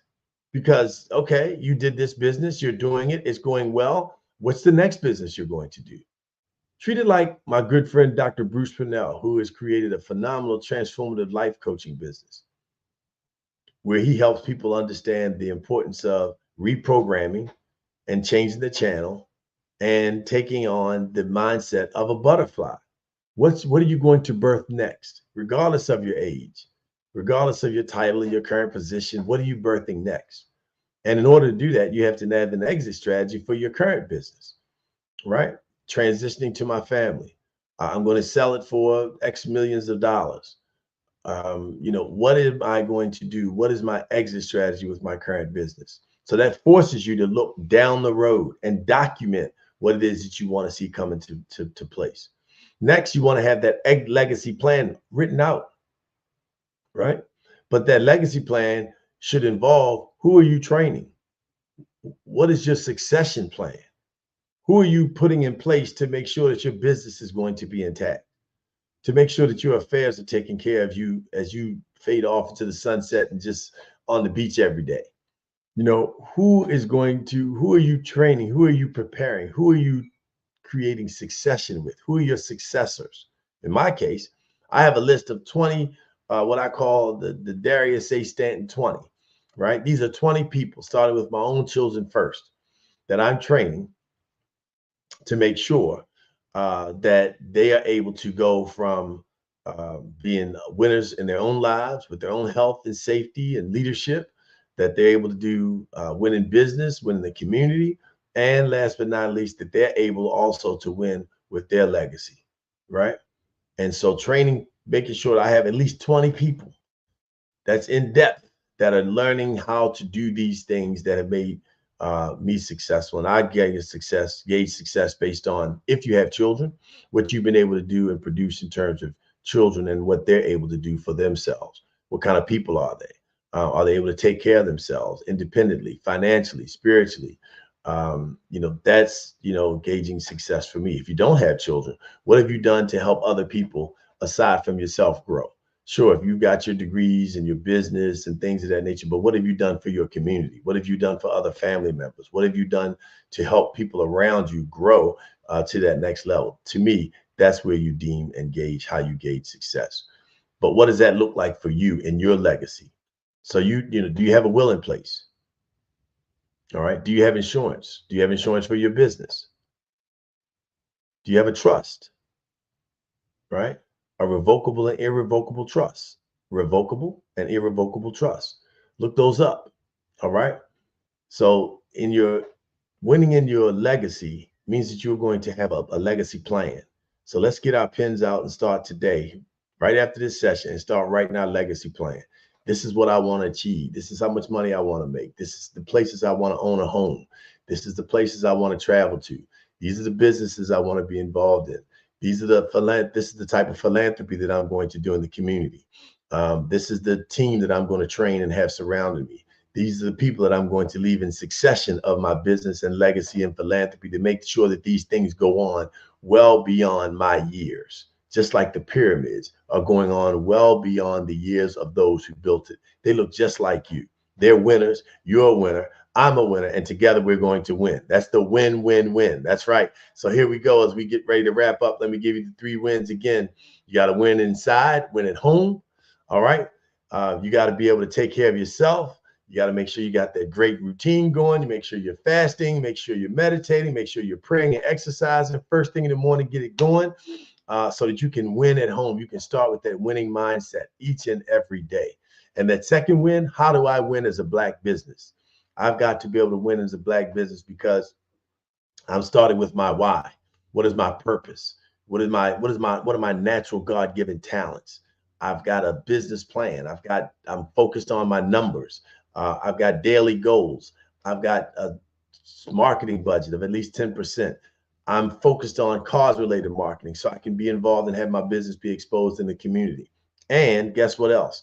I'm creating an opportunity to work with other Black businesses that are helping us leverage each other's resources, expertise, cost savings, all of those things. I've surrounded myself, and I trust my Black business because I trust myself. I'm putting out into the atmosphere what it is I expect to see back so that my Black business can win, so your Black business can win, and our Black community can win. And our last win is in your life. How do you win in your life? How do you win in your legacy?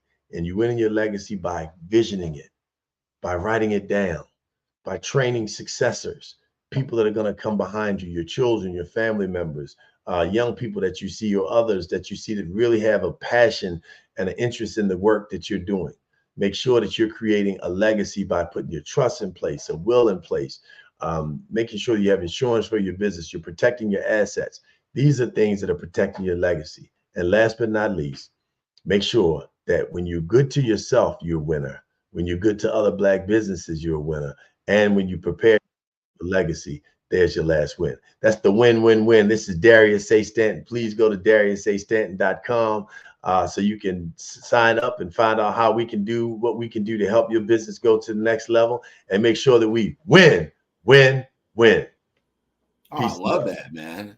I need that in my life. This is a Saturday for me, Saturday morning, and I need to win, win, win with the Darius Stanton formula. That was great. I love that breathing exercise and and how you actually tell people why that's so important to get fresh oxygen into your brain, so you will function better as you go out and win in your daily life. We got a couple minutes here, if you don't mind, to ask you a couple more questions that I really like how you weave together. You're talking about health and wellness, and you're talking about wealth at the same time, and you're talking about responsibility of being a responsible business owner, in the form of making sure you have business insurance. I thought that was good. I don't hear a lot of people talking about that even as a small business owner or a solopreneur, that you need business insurance. Talk to us about some of these things that you found out about it and why it's so important for business owners.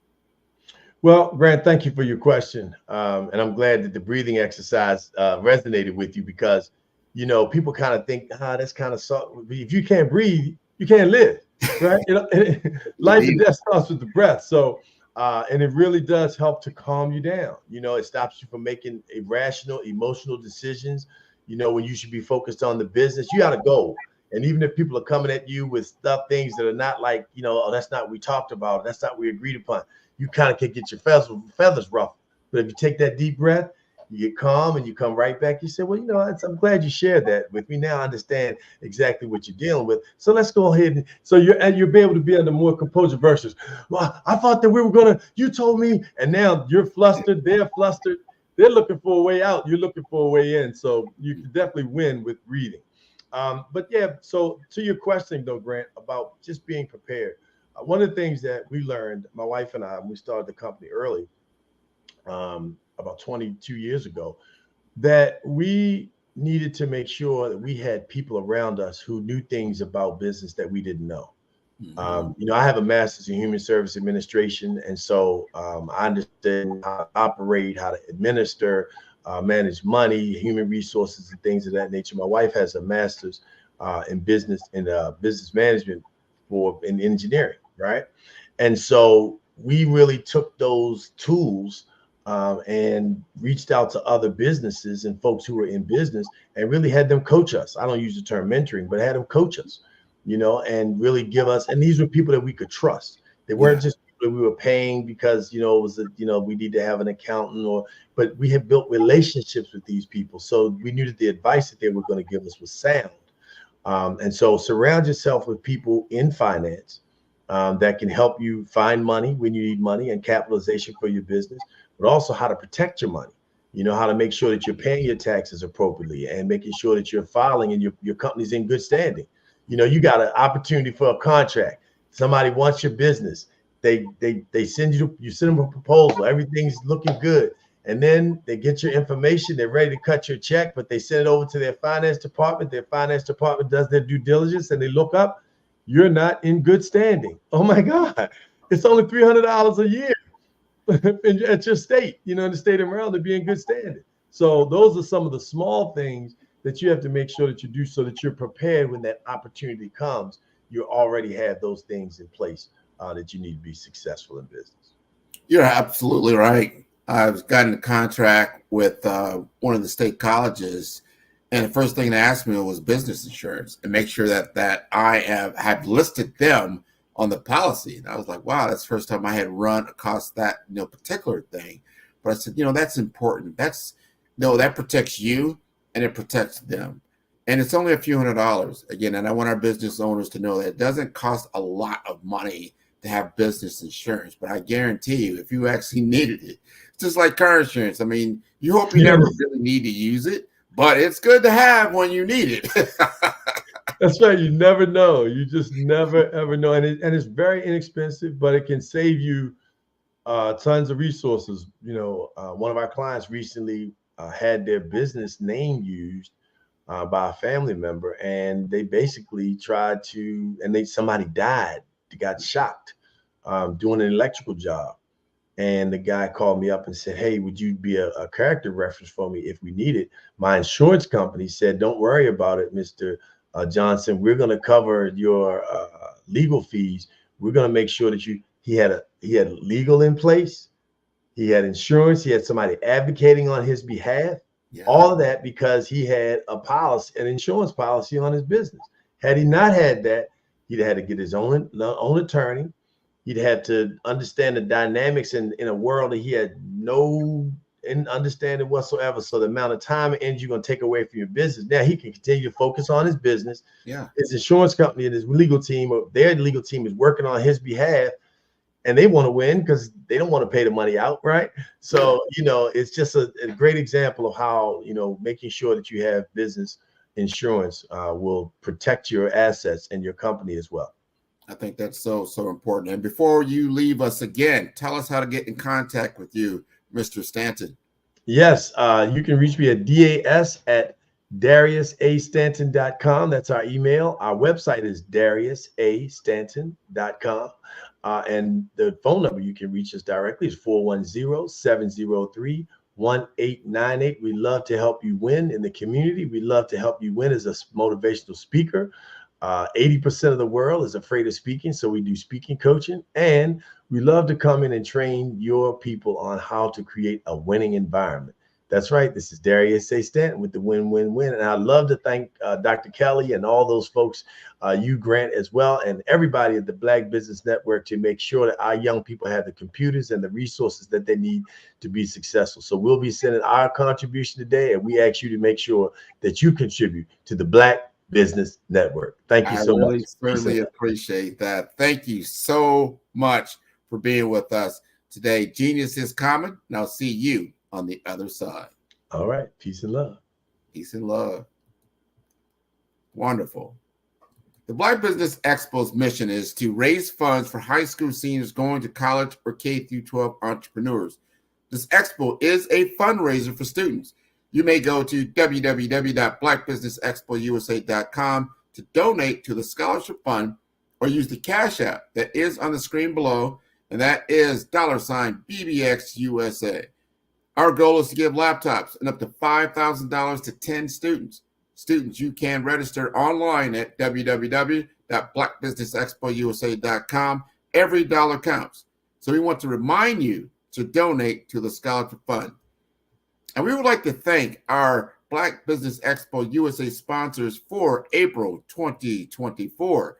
They include NC100, Moody Capital Partners, Suede Soul, The Hello LLC, Lotus for Shade Coaching and Training, Carolina, Virginia Minority Supplier Development Council, Step Management, Barbara H. Smith LLC, 5-Star BDM, Margie McLean Foundation Incorporated, Genius is Common, Earth Essentials, Milani Shani Global, Executive Women's Success Institute, The Quality Coaching Company, Superwoman Business Services, Creative Force Studios, Lee Entertainment, Artistic App Design, Black Business Expo USA.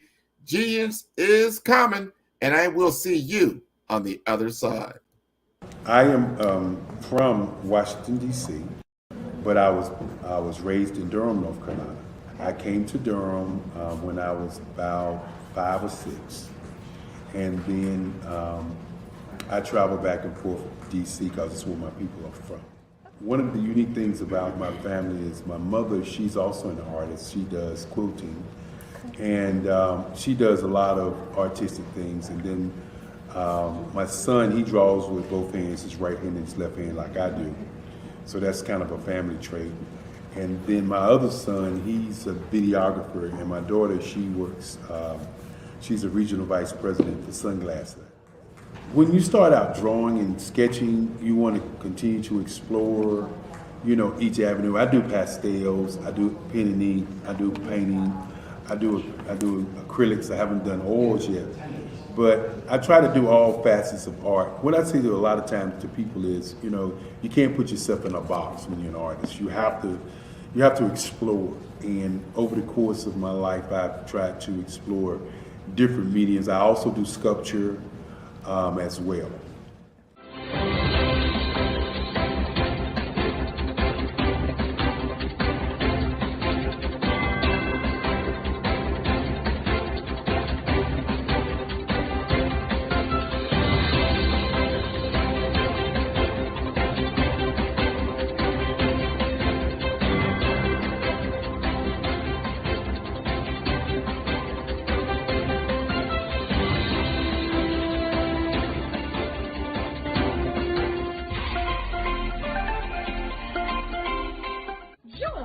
Dr. Eric Kelly III and a host of phenomenal speakers from all around the globe for this 7-day virtual event that you don't want to miss. The mission of the Black Business Expo is to raise scholarship money from kids all the way from high school, all the way from college. The Black Business Olympics is one of the largest Black business showcases in the world. It is an opportunity for businesses and companies to showcase their businesses globally. We are going to be giving away laptops up to $5,000 away to students.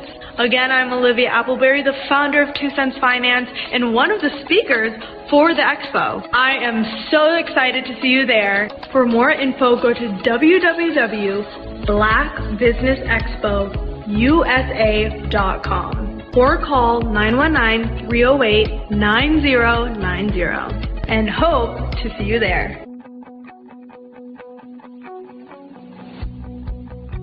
I am Black Business.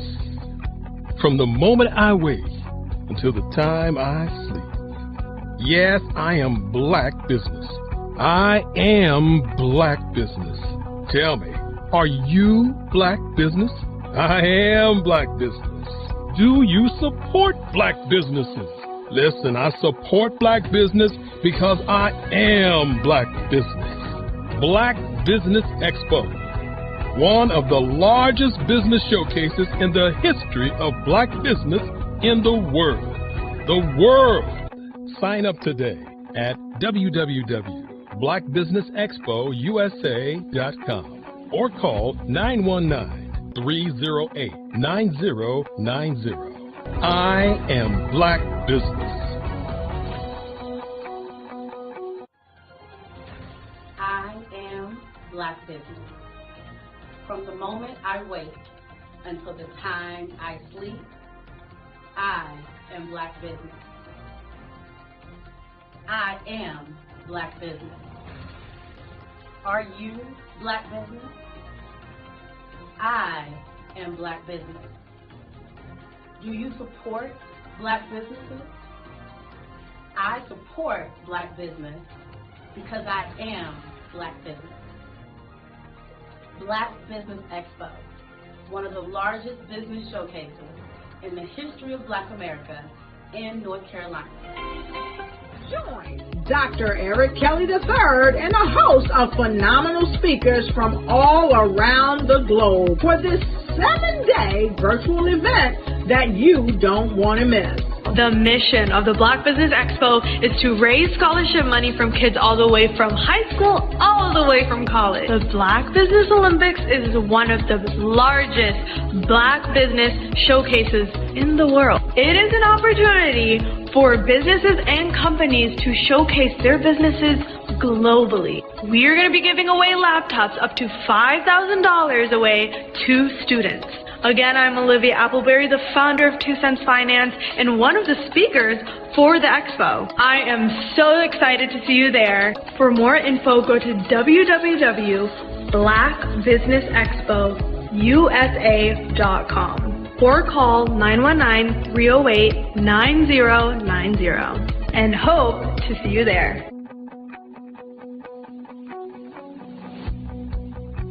I am Black Business. From the moment I wake until the time I sleep. Yes, I am Black Business. I am Black Business. Tell me, are you Black Business? Black Business Expo, one of the largest business showcases in the history of Black business in the world.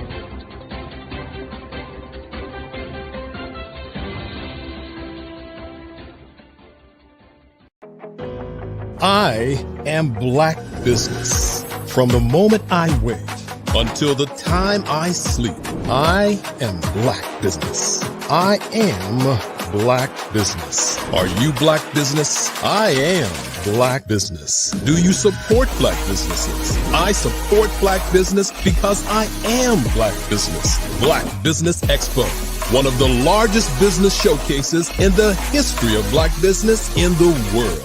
Sign up today at www.blackbusinessexpousa.com or call 919-308-9090. I am Black Business. The Black Business Expo's mission is to raise funds for high school seniors going to college or K through 12 entrepreneurs. This expo is a fundraiser for students.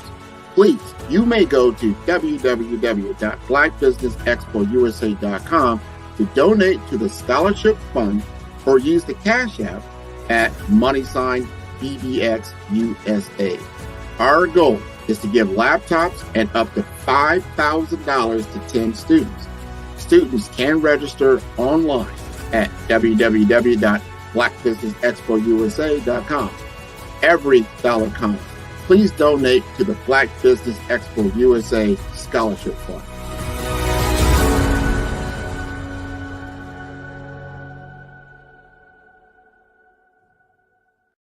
Follow the Brand TV broadcast host, Grant McGaw, as he visits with top executives and entrepreneurs to find out their secrets of success with their personal brand. Follow the Brand TV broadcast host as he focuses on brand development to build better relationships, bring value to your business, relationships, and career. You will enjoy listening to each episode that is tailored to speak to you directly. If you're looking for this type of clarity in terms of building your brand, you have tuned into the right station.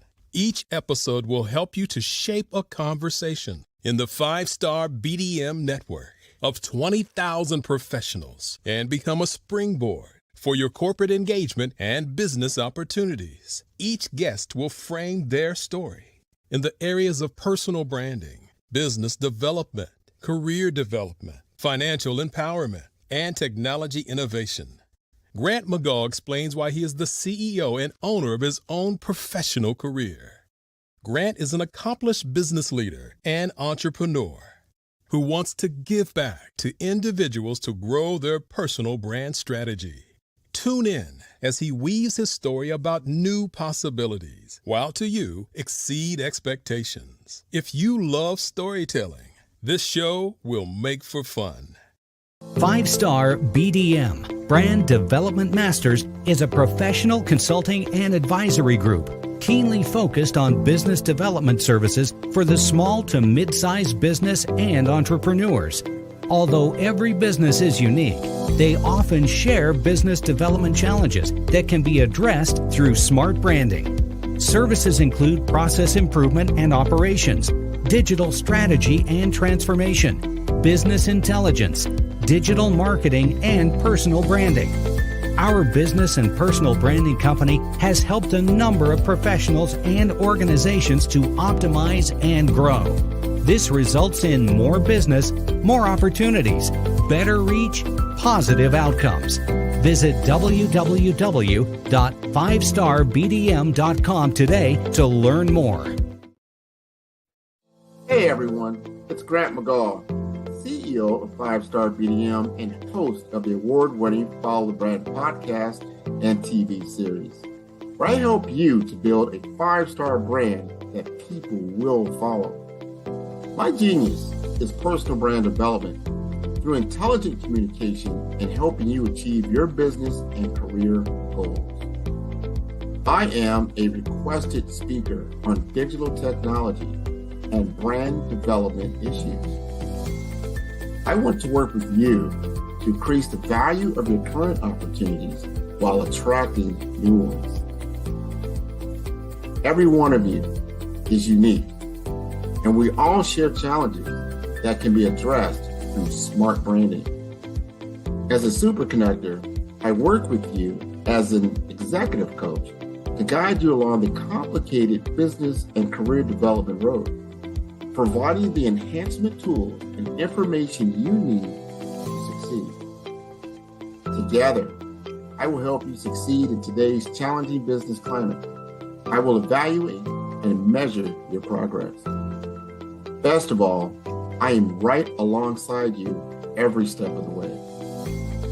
Build the brand called you. Genius is coming. Social media is evolving. It's more vibrant, more colorful, more energetic, and so are you. It's not just photos anymore. It's video, it's audio, it's subscriptions. And now there's Fanbase, a new monetized social network. Fanbase delivers the complete native app experience with full content monetization for every user. No algorithms that shadow ban your engagement or growth, and no ads. Follow anyone for free and subscribe directly to your favorite creators for $4.99 a month. Plus, show some love by tipping on any post. Also, make a Fanbase page and monetize your content the same way. Finally, connect with your followers by posting the amazing content you already create. And now, get paid for it. It's time to energize and monetize, because everyone's a fan of something and everyone has a fan base. Sometimes you got to hear the news from the Black perspective, and more specifically, Black publishers. And that's exactly why you have to download the HeyTie app, the largest mobile app delivering breaking news, videos, and podcasts from 200 of your favorite Black publishers. Yes, 200 Black publishers delivering news as it happens, literally all in one app. Go to HAYTI.com or download the app in the Google Play Store or Apple App Store. It's completely free, along with information that you can trust, so go check them out. I am a child of the Most High God. He has gifted me in ways that I could not even imagine and didn't know.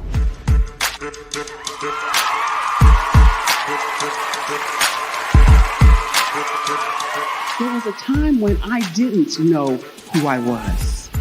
I listened to other people tell me who I should be, what I should do. I listened to people telling me that I should be a boutique owner, that I should be a construction manager, that I should be a laborer.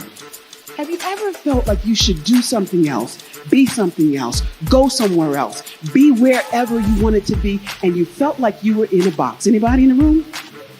And you couldn't get out? Anybody in the room? And you kept trying to go and you couldn't get out? Anybody in the room? But let me tell you, you need to rock the box. Rock the box.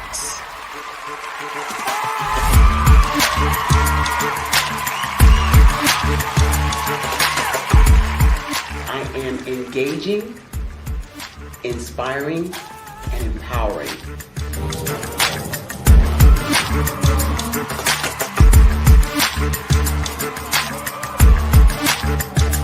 I would give you everything I know. Just by touching you, if I could, by osmosis, give you every single thing I've learned, I've gone through, I know I would. We know that's not possible, but as it is possible, I love to share information with people. Some of you out there, people have told you that you can't be, you can't have, you can't do. But I will tell you, like Kingston said, you can, you must, and you will. If it's to be, it's going to be me. You got to say it. If it's to be, it's going to be. If it's to be, it's going to be. If it's to be, it's going to be.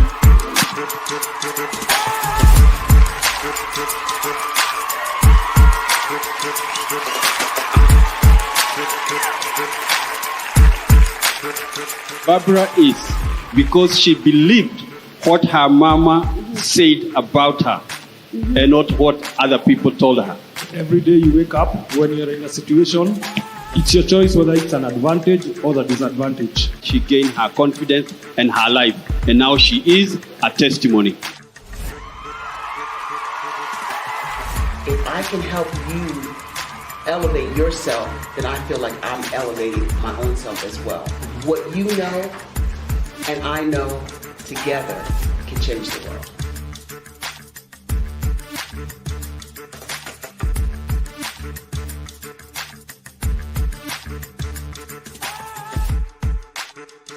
I was born in a little village on the island of Haiti. Many deadly diseases pounded me.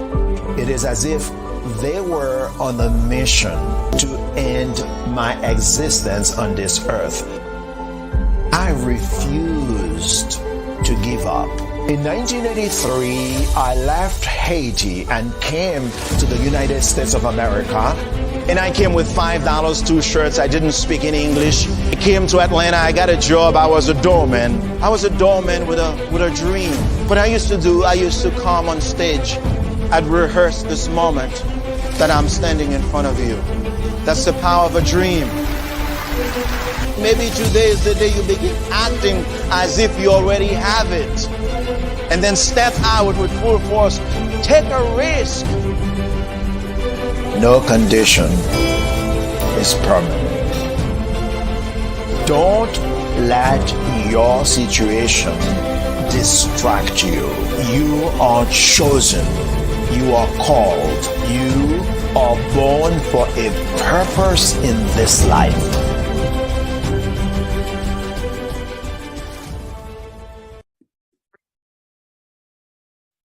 Hello, I'm Dr. Madeline Ann Lewis, President and CEO of the Executive Women's Success Institute. And my genius is helping women accelerate the path to success. You know, I was blessed to have strong women in my life who encouraged, motivated, and pushed me to do my best and to never even think about giving up on my dreams. So I say to women, we must show up to rise up. We have talents and potential, but who will see them if we don't speak up and get noticed? I know that women are a tremendous resource on this planet, and there is nothing more fulfilling than helping a woman tap into her full potential.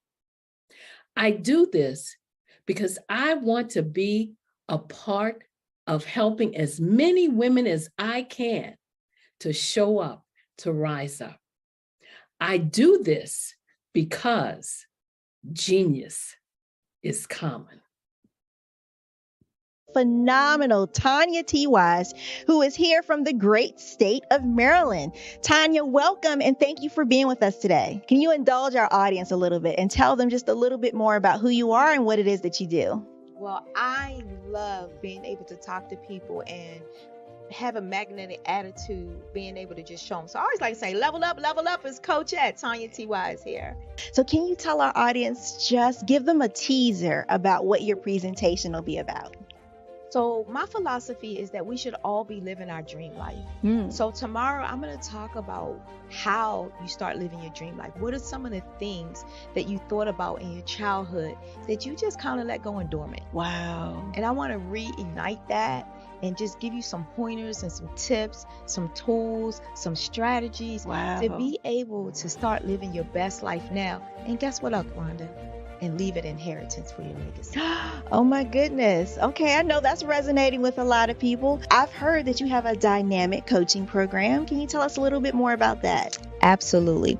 So our coaching program help people that have the lack of time, that lack strategies, and lack the confidence to go after their dream life. So we help them implement tools, we help them implement strategies, as well as give them resources so that they can live their best life now and leave that inheritance. Wow. Oh, I love that. I love the leave the inheritance part.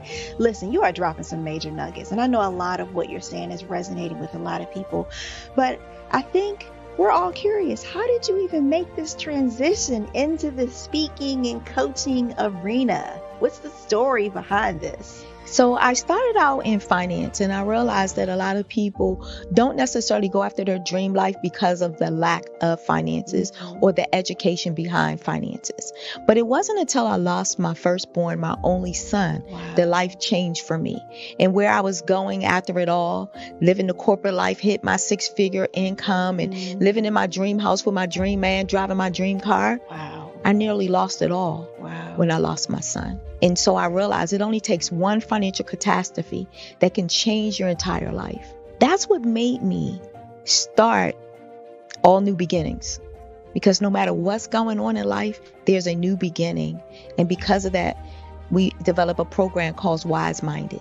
My little slogan is, don't just dream it, Let's live it. If they want to connect with you or work with you, what is the best ways for them to be able to do that? Well, for my social media guru, you can connect with me on every single social media platform as Tanya T. Wise.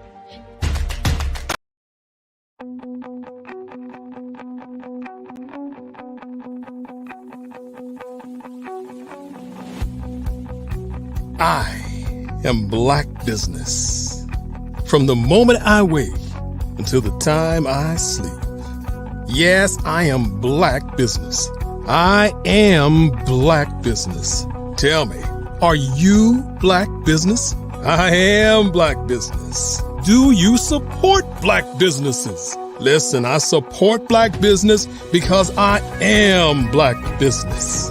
Black Business Expo, one of the largest business showcases in the history of Black business in the world. The world. Sign up today at www.blackbusinessexpousa.com or call 919-308-9090. I am Black Business.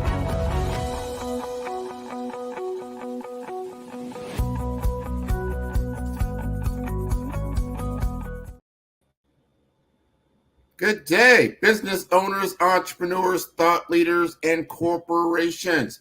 Welcome to the Black Business Network.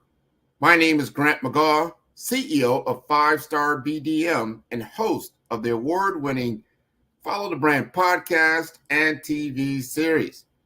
I am your business moderator for this day on the Black Business Network. The Black Business Network is a 24-hour business network showcasing Black businesses, business owners, entrepreneurs, and thought leaders worldwide. We have speakers from North Carolina, London, Singapore, Africa, Japan, and cities all over the United States. The Black Business Network is a global community sharing its business knowledge to empower, inspire, and educate businesses about business.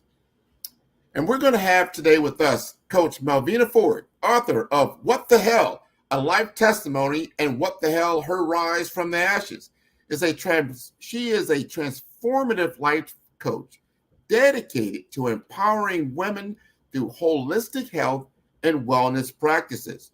She specializes in spiritual healing and counseling, offering a sanctuary for women to release emotional burdens and find balance amidst their service to others. Using non-conventional methods such as meditation, Reiki, Akashic healing, and cognitive behavioral therapy, Coach Melvina addresses the root causes of mental and physical ailments, often linked to repressed past life traumas.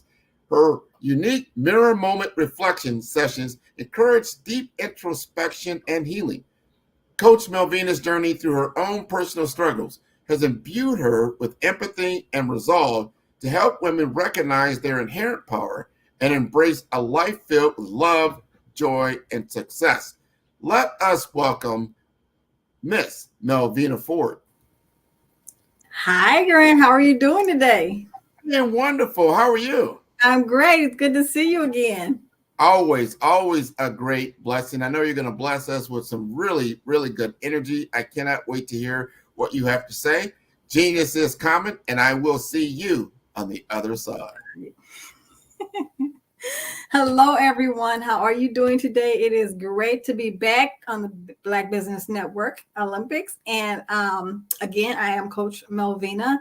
I am my genius is, I'm starting to see that now, my genius is being a life coach, a holistic counselor, personal cheerleader, cognitive behavioral therapist, and altogether work-life balance advocate. I just came up with that, by the way. So why do I say that?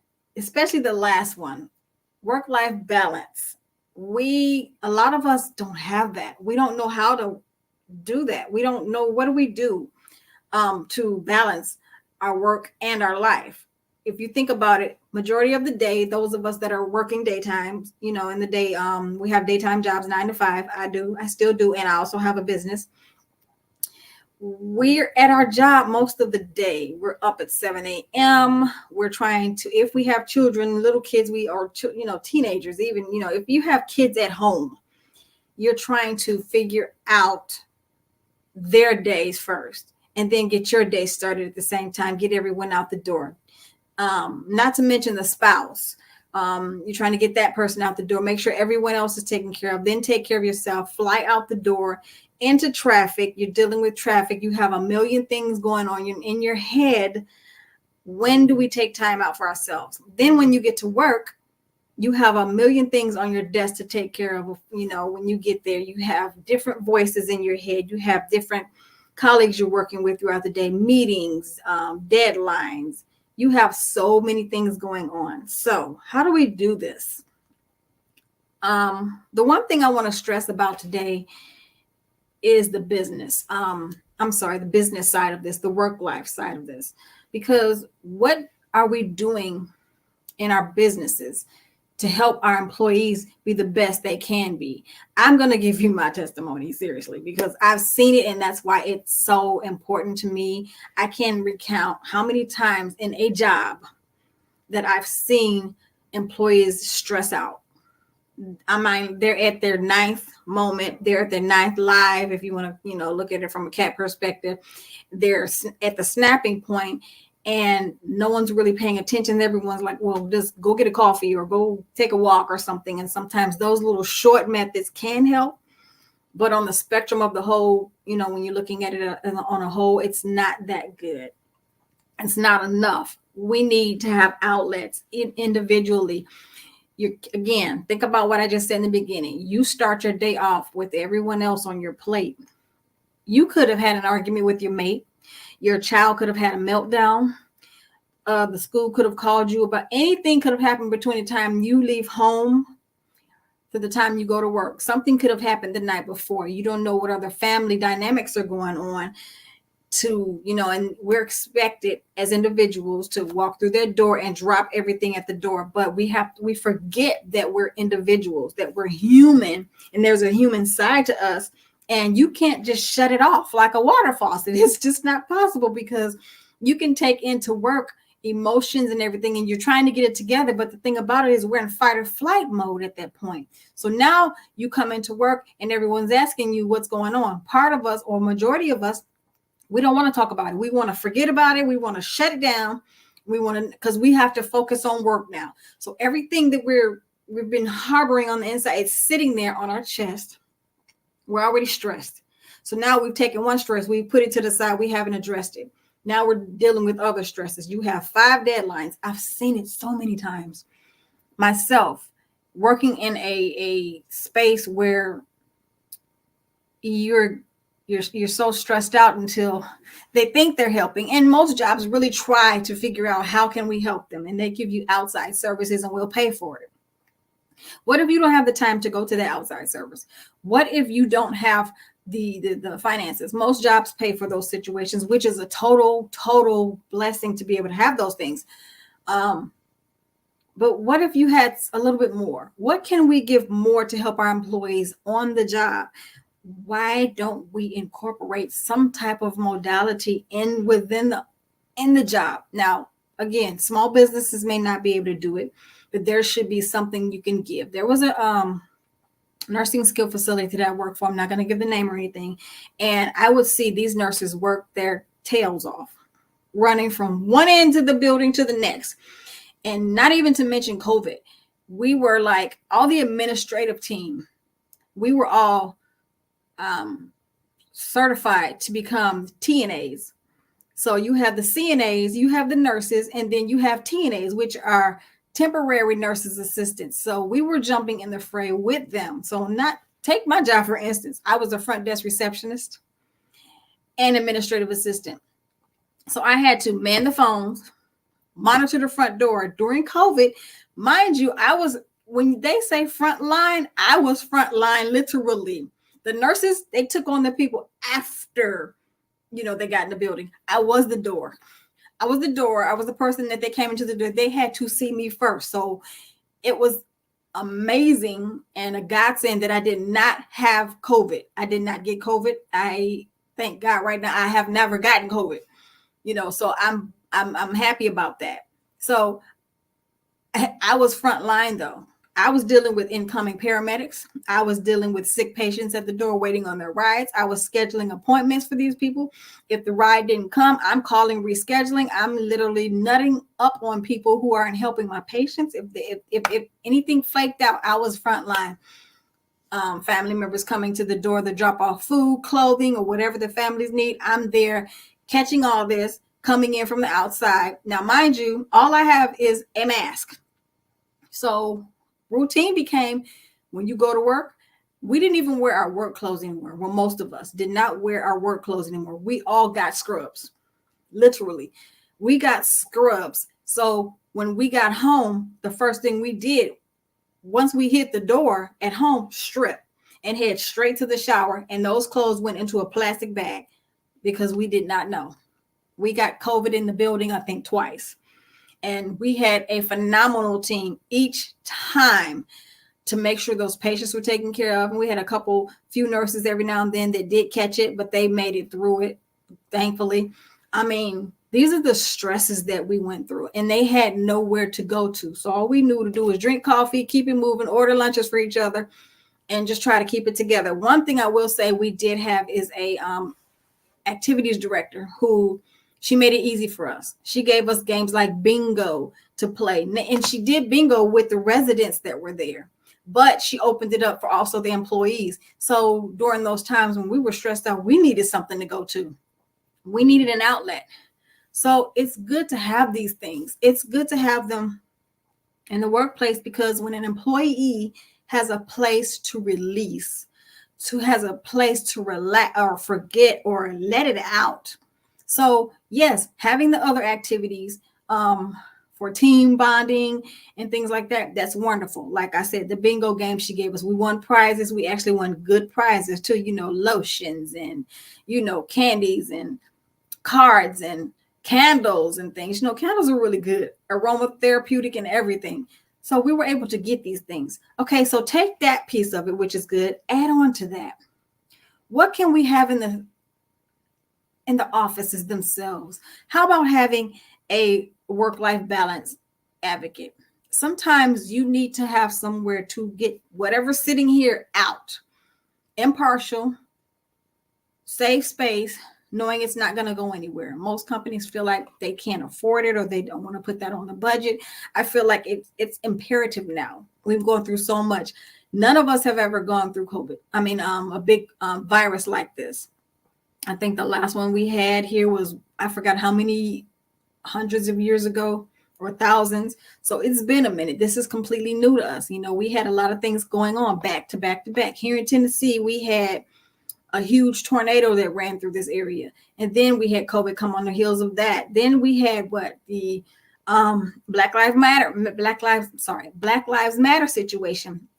Everyone's dealing with this. So now you got COVID, everyone's sitting at home. You have frustrated people not working because the jobs are closing down. You have women who are living with abusers, can't go anywhere, have nowhere to go. These are all the things that we have never had a chance to talk about, place to unleash it. But yet we're expected to go into a workplace and just act like it's never happened, or act like it's just not important to the workplace. We're worried about the dollar. But what about worrying about the employee? What kind of things can we do within the workplace to help these employees? Give them a space to go to. Everyone's not going to do it. Set up a time where you can have someone to come in, even on a contract basis, if you don't want to hire them full time. But I think it should be. Again, all businesses can't do it because all of them don't have that financial backing to do that. But allow them to be able to do that and it not count against them.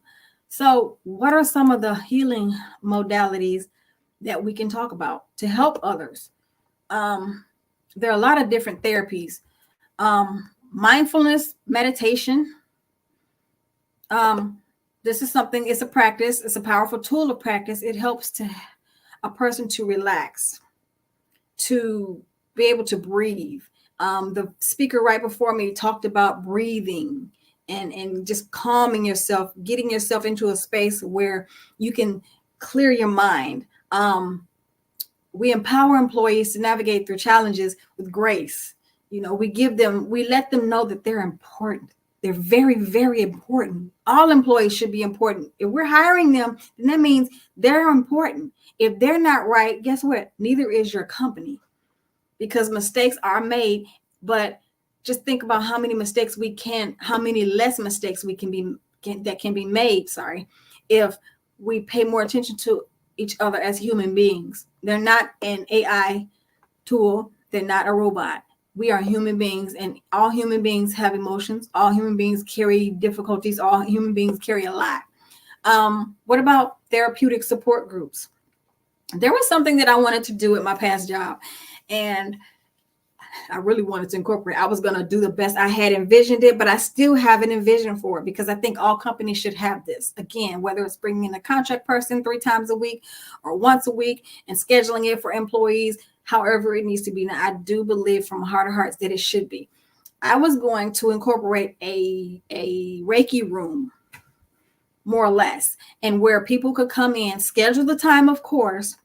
They could have a 15-minute vent session, a 15-minute. Sometimes you come into this, and then I would have a connected room where they just go in there and listen to meditation music. No talking, no electronics, no phones, no nothing, just quiet, candles, and peaceful music. And if we understand the healing methods for music has so many different frequencies that we can listen to, and it actually heals the mind, it heals the body, it heals the mental. It really calms you and gets you to center back on spot where you can function throughout your 8 hours a day. Sometimes we need that, even if it's in the morning, just to have a room like that. Even if you don't have a actual advocate there for an appointment, to have a space like that, schedule it for 15 minutes each time. You have your 15 minutes. I got to go to work. Before I go into this desk, I need this moment. So that means you would have to have that employee, or that employee would have to come in earlier before their time to clock in. Because there's not that wiggle room in a lot of companies to be able to say, okay, well, you're supposed to be on the clock at 8 o'clock. So you need to, if you need to do that, of course, be there at a decent time enough so you can have that moment to unwind, clear your mind from whatever's going on. Because you've always heard people say this, and I learned this years ago, when they say, do not bring work home, and do not bring home to work. But sometimes they all get intermingled. So therapeutic support groups, having somewhere where people can get together 30 minutes at a time. Okay, this is talk, do it during lunchtime. Let's have a talk session, have a group talk session. Let's unwind, not necessarily venting against each other about work, but saying, just getting the stress of it off, knowing it's a safe space. Employees need to trust each other and love each other.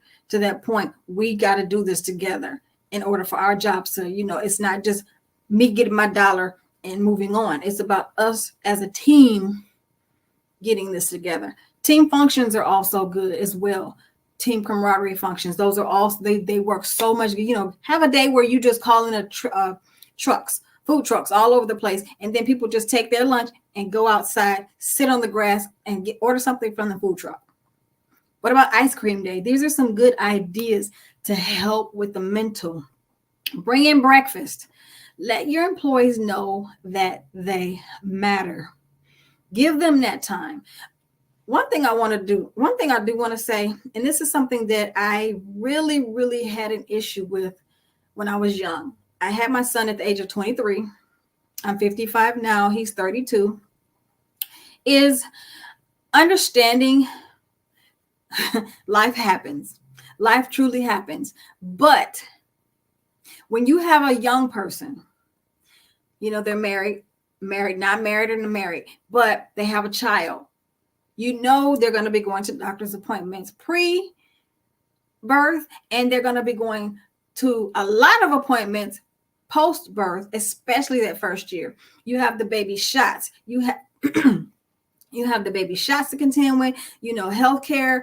The mother has to go back to appointments for herself to make sure she's doing well. You have to contend with those things. So allow time for sick days. Give them enough ample sick days to be able to do that. There are some jobs out here that actually give unlimited sick days. Who would have thought? Oh my God. And it's a blessing to be able to have those because they understand, when do you plan to be sick? So for someone to come at you and say, you're using too many sick days. I didn't know I was going to be sick that many times. Now there are those, I will say, that use that, and that's a lesson to be learned for those individuals. But everyone shouldn't have to be punished for someone else's slip ups or mess ups or mental whatevers. I feel that sick days are important. Those should just be automatic. Give parents that time to be a parent. You know, how do you have a company and say, well, no, you can't work here, and if you have a child, then we got to let you go?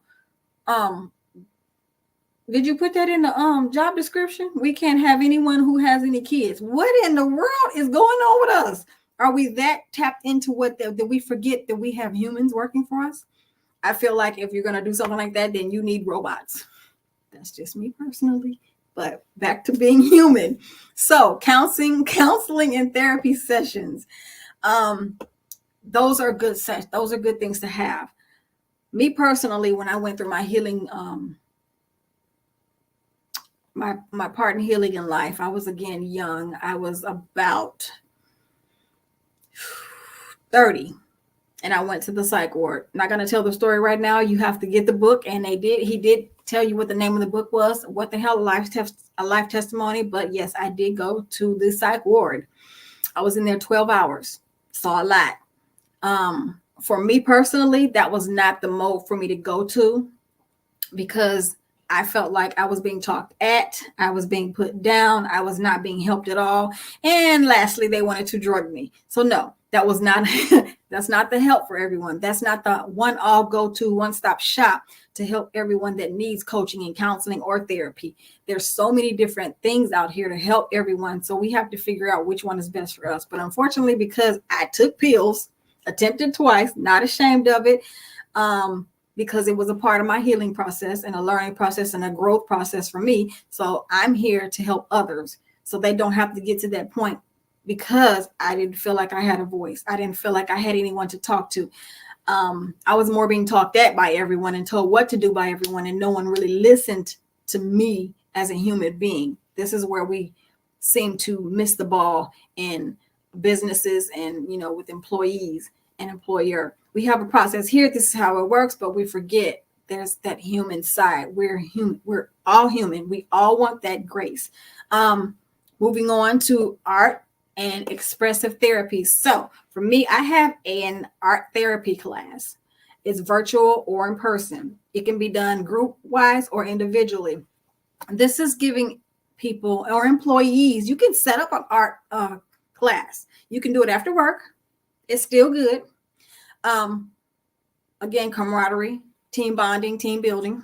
And it gives you a chance to express. So say, for instance, if you are at work and you're having this art therapy groups event at the end of the day, or say everyone's joined up, however many people, and you come in there and you're given this space to express what you are feeling on this canvas using whatever color. Sometimes it may come out a little bit deep or dark, but if that's what you're feeling, you get a chance. But then at the end of the session, or when everyone's done painting, those who want to get to come forward and talk about that painting and where it's coming from and how you feel. Again, it's voluntary, but this is your way to get whatever's inside of you out. So you're not sitting there on emotions and then you take those same emotions home. And now your family's looking at you cross-eyed because they don't understand. What do we do? But you're still stressed out from them from the morning. So everything, it turns into a big, huge snowball. And you're stressed out and everyone's looking at you like you're crazy. But this is where we need to just have compassion on humanity. We really need that. So next one, physical wellness programs, yoga. So I'm going to say it's not for everyone, but it is a good healing modality. Yoga is actually pretty good. It's really strengthening. It's peaceful. It's calm, but you're going to do some work if you've never done it. I've done it a couple times. I've learned a couple moves and I ended up laughing. You have to really be in that mindset to be in a space to be able to do that. nutrition workshops. A lot of our mental well-being has to do with the foods that we eat and we put in our bodies, and the foods that we don't eat and we don't put in our bodies. It contributes a lot. We cannot continually eat all the processed foods and the junk foods. And we using excuses, well, I'm addicted to. Okay, we'll find another way to do it. I have changed my eating habits over the last at least 10 years. It was a trying beginning, but I'm better. I can go from eating straight vegetables to, now I'm on gluten-free foods, and it's helping a lot. I have some things I need to work on because I have my moments where we all do. We have our sweet kicks and we have our sugar tax, but it's all good. So everything is well and balanced. So one more thing I want to add to that, in the workplace, as far as eating, providing more foods to our employees that are healthy, fruits and things like the healthy snacks, things that aren't high content, that don't have a high content of sugar, things, bananas, that has the potassium in them, apples, things that'll help people, oranges or tangerines, those little Smarties, vitamin C. These are the things that help us get going. Nuts and things like that. What are they calling the trail mixes? These are better. Now, mind you, there are some people who like their junk food. They like their chips. They like their cookies. They like their whatevers. And not saying that those things aren't okay, but it shouldn't be the norm. These are the things we need to provide to our employees. Restorative practices. One thing I like about my job now, and I will say that, is we have a not huge, but we have a nice sized pond right by our parking lot when you first come into the building. It is beautifully amazing. So we have that space to where on lunch hour or our 15-minute break, we get a chance to walk around the pond. And it has a fountain in the middle of it. And we get to walk around it. There are trees and the birds. And they have it really landscaped beautifully. So that is another place where you need to get away from the noise of the office, the phones, or whatever. If you're just kind of like a little tired, get up and go time. We have that space, and it's very beautifully, aesthetically created, and I love it. So I can't talk about that enough. So creating spaces like this for your employees to go to. A library, give them somewhere to push away from it all. These are just some modalities. Breath work. So this next piece I'm going to go over really quick because my time is winding down, and I'm pretty sure Hugh is going to be popping up really fast. So let me make sure I'm on the right page with that. And that is making sure that I tell you about what's going on with me. So some of the things that I do, art therapy. Again, I talked to you about that. I told you what that was all about. Meditation. I believe that meditation helps others. Some feel like they need to sit in this yoga pose or legs crossed and everything. Meditation, you can be sitting in your car and dead quiet. How many of you have actually just wanted to sit in your car with no noise away from everyone? And it's just the best thing in the world. Sometimes I go out to my car on lunch hour, sit right by the pond. I may crack the window a little. I may even put on meditation music, but I just sit there quietly and I let it roll. Meditation is good.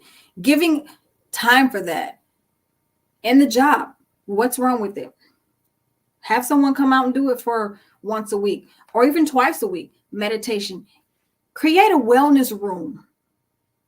I think every job should have that. It should not be just for women nursing babies. Yes, they need that. Those are also needed in the workspace, and I do appreciate the fact that we have a wellness room for the mothers, but we also need it for those who are just having migraines. You don't know why. Everyone has migraines a lot, depending on, especially where you live. In our area, we get a lot of the atmospheric barometric pressure and everything. And it's hard to think straight sometimes. And the headaches just keep coming. I know, because I get them. Having a wellness room for someone to go to just to do meditation. Sometimes you just want the peace and quiet. Give them that. What about a couple of things that you can have someone come in and do? empowerment sessions for a whole team. Schedule someone to come in, pay someone to come in and give an empowerment session for each for everyone that wants to do it. Some people don't like it because when they think about healing, when they think about therapy, when they think about psychotherapy or anything like that, they think, I don't need any help. We all need help. We really do. Another thing is helping people to figure out or give them modules or worksheets or something to go and just, how am I feeling today? Give them that room, that same room where they can go in and do meditation. They can go in and get healing. They can go in and just, listen to meditation music and the candles and everything. Give them that aesthetic, but give them sheets to work out. How am I feeling today? And they just get to write it out. Get it out. Sometimes you need to just journal everything and get it completely out. I don't care what you say on the paper because no one's going to really be looking at it. Now, if you leave it out and someone sees it, then I can't help you with that part. But, get it out of yourself. Give employees that space to go somewhere and do that. Those are some really good options. Me, myself, I also have 2 empowerment classes, and I'm trying to reach out to employers in my area or virtually if they want to do something like that, because one is Empower, Achieve, Succeed. This is where you get to have that space to understand why you're upset, why you're mad, what's going on, what's affecting you at work, and why is it affecting your production? Why can't you function at work? What's really irritating at work? We need to start listening to employees instead of saying, just go deal with it and work. Another one is the who am I? Sometimes we come into jobs and we're just listening to what everyone else is telling us to do, and we're going on with it, and that's it. What you do. Okay, I got to do this. Okay, and we become robots. We forget that we're human because we're so busy doing for everyone else. And this is where us as employers, we need to realize, okay, we need to check in with our employees. How are you doing? It's okay to have team meetings. It's okay to have one-on-ones. But is that one-on-one just about your productivity? Or is that one-on-one really saying, okay, where are you? I can see something's not going on right. How can I help you? What can I do to help you become a more productive person? Because most times when people start jobs, they start jobs because first of all, they need the money because they need to survive. They need to take care of their families. But I don't think that a lot of people really want to just go into a job for that all the time. They're looking to find themselves, which is why I have a Who Am I course that people take. Who am I? Once you find out who you are, then it makes you do whatever job that you pick a better job, until you get to do what it is you really like to do. So hone in on each individual, not just what it is they do for you to make the dollar, but hone in on everything. Hone in them as a whole. Take the personality tests. Those are really good to help help that person find out who they are as well, and what they're good at, what their strengths are, what their weaknesses are, and where they need to go. That's what I wanted to share with everyone. You are wonderful. You shared a lot. Thank you. Yeah, you out of breath now? I am. Yes, again, man, and I'm glad. And I will let everybody know that does not, can't see you live. You will be on replay because a lot of that information you just shared is so great that we can then take to heart. And I love how you talked about the COVID story and what people really went through. And they've got to start looking at how we process some of this trauma and really begin to talk to somebody. So I thank you for sharing. And one more time for our live audience, how do they get in touch with you? You can contact me 2 ways. I'm on my website, which is www.rebirthholistic.com, or you can email me at rebirthdimension@gmail.com. No, that'll work. That will work. I thank you again for being on the Black Business Network, the Black Business Olympics. Genius is common, and I will see you on the other side. Bye. That was wonderful. We got to continue to remember why we are doing what we are doing to help our community to grow, to get stronger, and to be a better place for a lot of different people. And as a reminder, the Black Business Expo's mission is to raise funds for high school seniors going to college or K through 12 entrepreneurs. This expo is a fundraiser for students. And you may go to www.blackbusinessexpousa.com to donate to the scholarship fund or use the Cash App that is on the screen below, and that is $BBXUSA. Our goal is to give laptops and up to $5,000 to 10 students. Students, you can register online at www.blackbusinessexpousa.com. Every dollar counts, so we want to remind you to donate to the scholarship fund. And we want to thank our Black Business Expo USA sponsors for April 2024. And they include NC100, Moody Capital Partners, Suede Soul, The Hello LLC, Lotus Richey Coaching and Training, Carolina, Virginia Minority Supplier Development Council, Stat Management, Barbara H. Smith LLC, 5-Star BDM, Margie McLean Foundation, Genius is Common, Earth Essentials, Milani Shani Global, Executive Women's Success Institute, The Quality Coaching Company, Superwoman Business Services, Creative Force Studios, Lee Entertainment, Artistic App Design, Black Business Expo USA. Genius is common, and I will see you on the other side. Did you know that approximately 333.34 million businesses exist today, according to a report from 2021? And you may be one of those businesses, or maybe you're not in the business market yet, but you're aspiring to be a business owner. Well, guess what? You're in the right place at the right time. Because let's face it, everything is about timing and opportunity.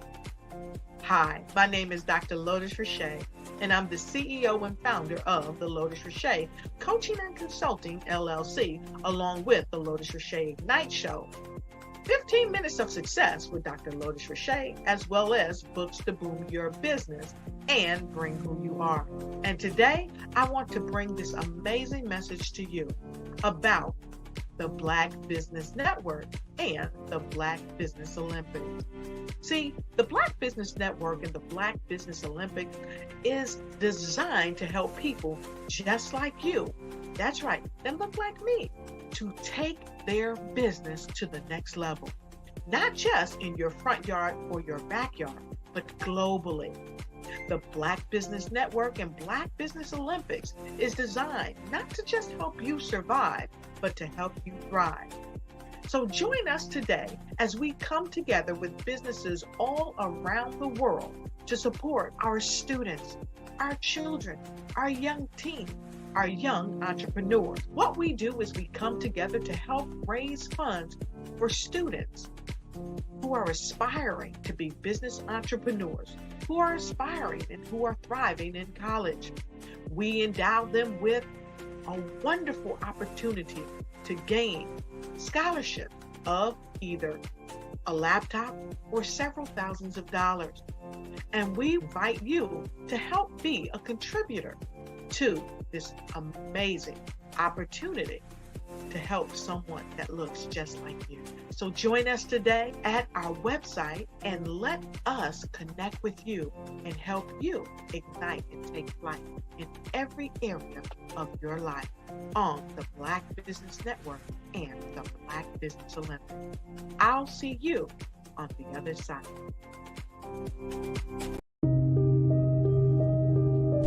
The Black Business Expo is changing my life. This year, they are giving away laptops and even $5,000 in cash to students just like me. I'm Alexis, and I want to go to college to fulfill my dream of becoming an entrepreneur. Help the Black Business Expo going to www.blackbusinessexpousa.com and also becoming a vendor, a sponsor, or donating.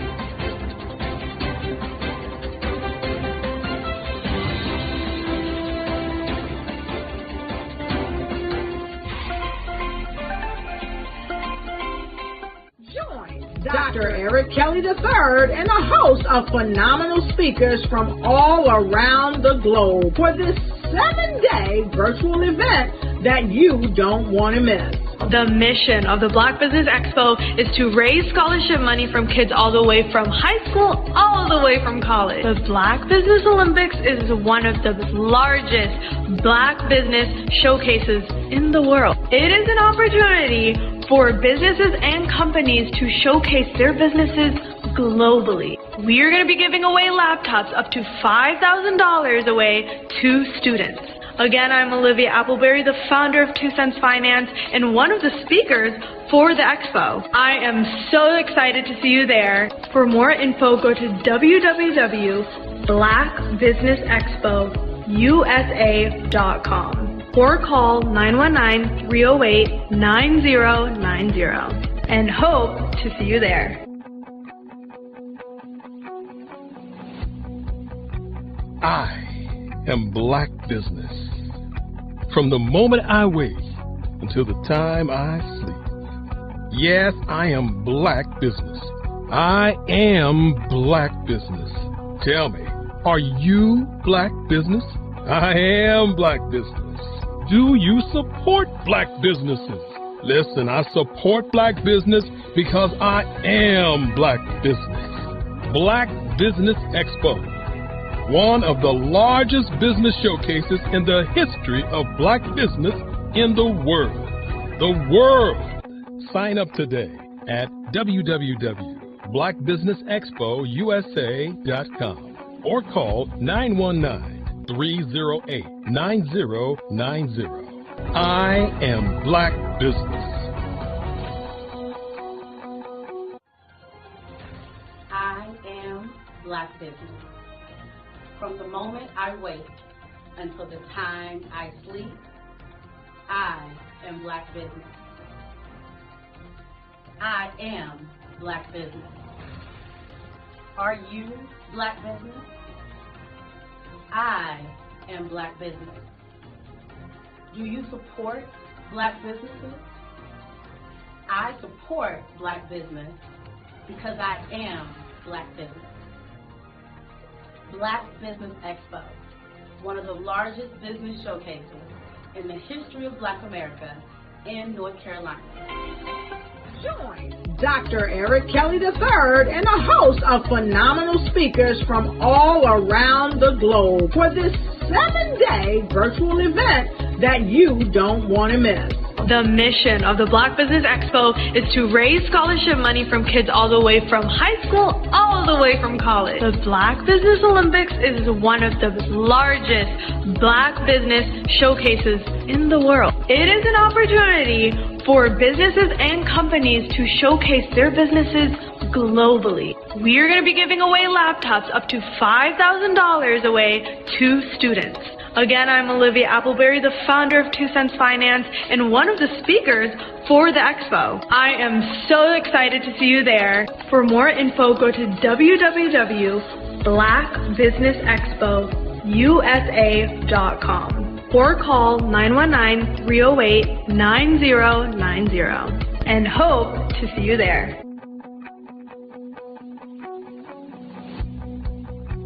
I am Black Business. From the moment I wake until the time I sleep. Yes, I am Black Business. I am Black Business. Tell me, are you Black Business? Black Business Expo, one of the largest business showcases in the history of Black business in the world.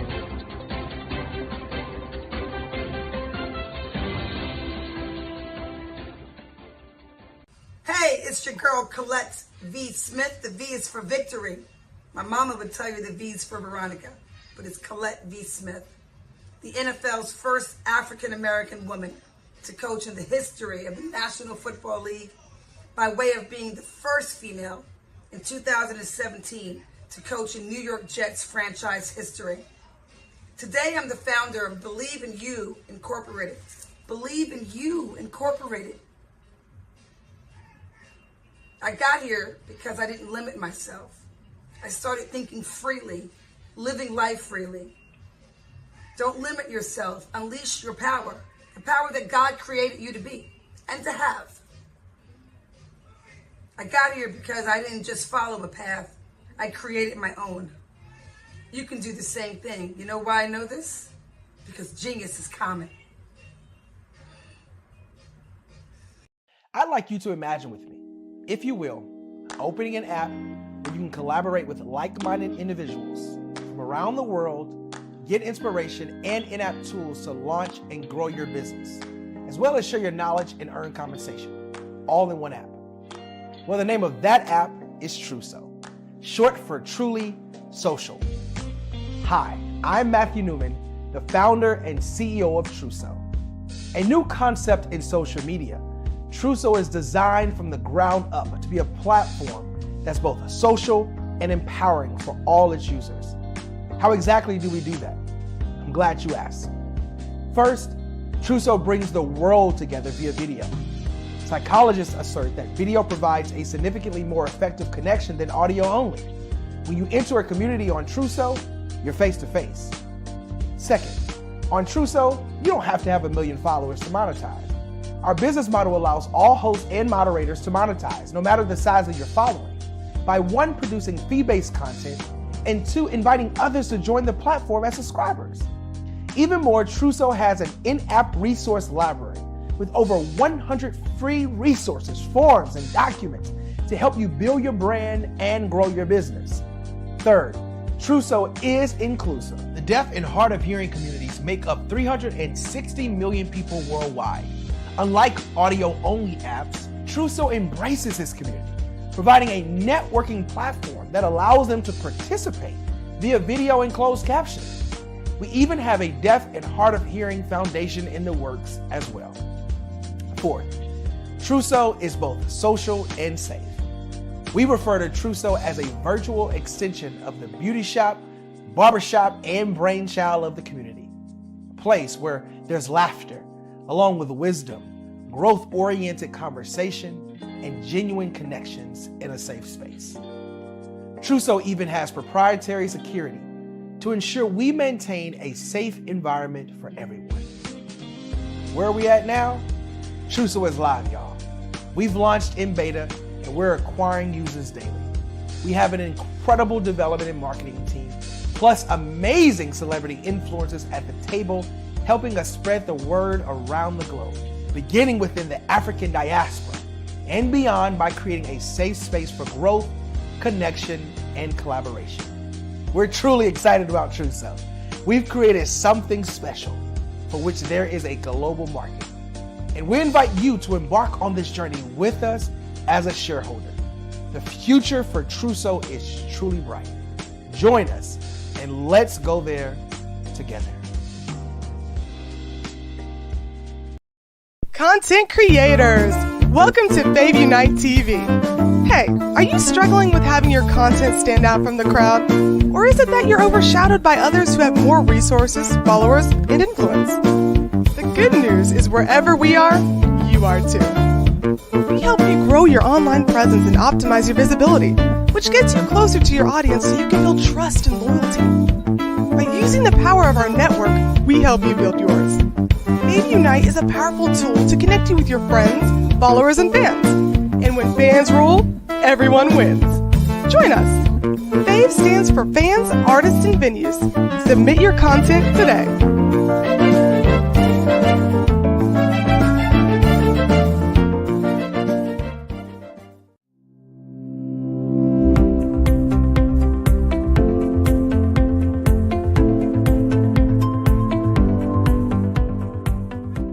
Oregon's it's a beautiful state, and we've talked before this. And I came from California originally, so it's golden hills compared to lush green forest. So it's a beautiful state. It's very beautiful.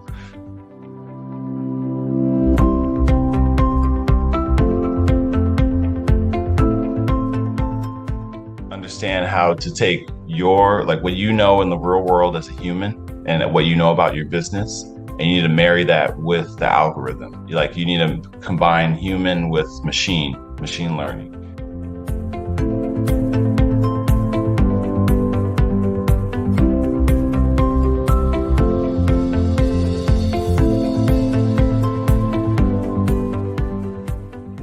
I was always attracted to the psychology, behind digital marketing and why do people do the things they do.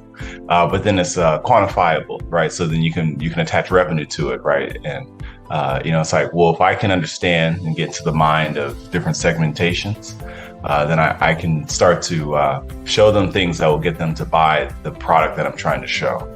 And to me, that's just fascinating. That is amazing that you can do that.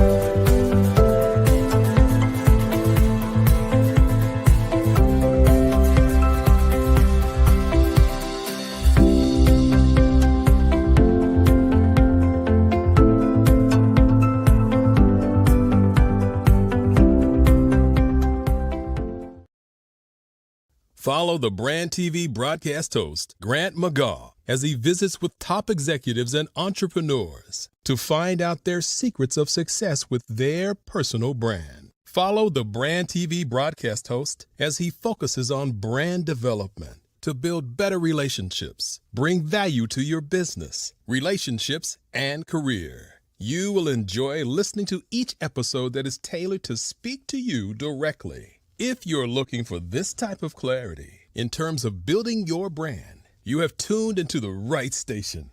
Each episode will help you to shape a conversation in the 5-star BDM network of 20,000 professionals and become a springboard for your corporate engagement and business opportunities. Each guest will frame their story in the areas of personal branding, business development, career development, financial empowerment, and technology innovation.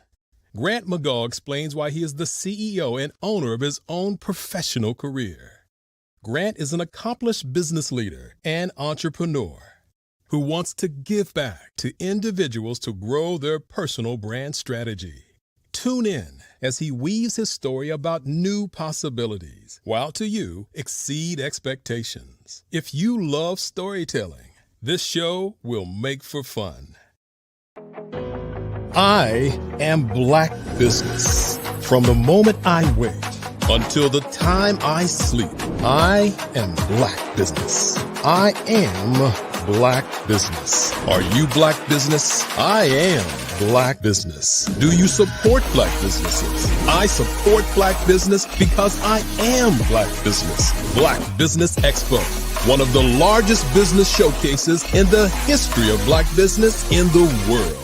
Sign up today at www.blackbusinessexpousa.com or call 919-308-9090. I am Black Business. The Black Business Expo's mission is to raise funds for high school seniors going to college or K through 12 entrepreneurs. This expo is a fundraiser for students. Please, you may go to www.blackbusinessexpousa.com to donate to the scholarship fund or use the Cash App at $BBXUSA. Our goal is to give laptops and up to $5,000 to 10 students. Students can register online at www.blackbusinessexpousa.com. Every dollar counts. Please donate to the Black Business Expo USA Scholarship Fund.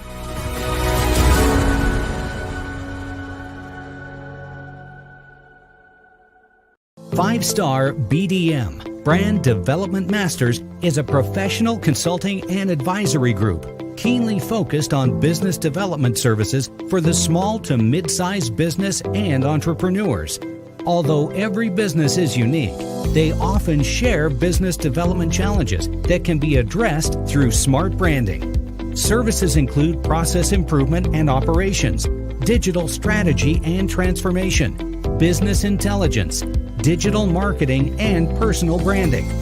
Our business and personal branding company has helped a number of professionals and organizations to optimize and grow. This results in more business, more opportunities, better reach, positive outcomes. Visit www.5starbdm.com today to learn more. I am from Washington, D.C., but I was raised in Durham, North Carolina. I came to Durham when I was about 5 or 6. And then I traveled back and forth to D.C. because it's where my people are from. One of the unique things about my family is my mother, she's also an artist. She does quilting. And she does a lot of artistic things. And then my son, he draws with both hands, his right hand and his left hand like I do. So that's kind of a family trait.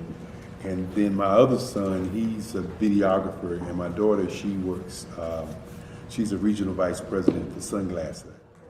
When you start out drawing and sketching, you want to continue to explore, each avenue. I do pastels, I do pen and ink, I do painting, I do acrylics. I haven't done oils yet, but I try to do all facets of art. What I say to a lot of times to people is, you can't put yourself in a box when you're an artist. You have to explore. And over the course of my life, I've tried to explore different mediums. I also do sculpture as well. I choose my subjects by the intensity that they have in their faces or the intensity that somebody is moving, because I do more than portrait drawings. I also do I do abstract, and then I do figurative drawing also. Well, what happened in this particular show is that I started out trying to come up with something that would be a little bit different than what everybody else is doing. So I was working on a Barack Obama show, and they wanted me to do some paintings of Barack. And so what I did was, because of the deadlines, I kind of did it kind of fast. And then I realized when I was doing it fast, I enjoyed it. And so then I started doing other pieces the same way, and I started to enjoy those pieces also. And so I came up with this particular style.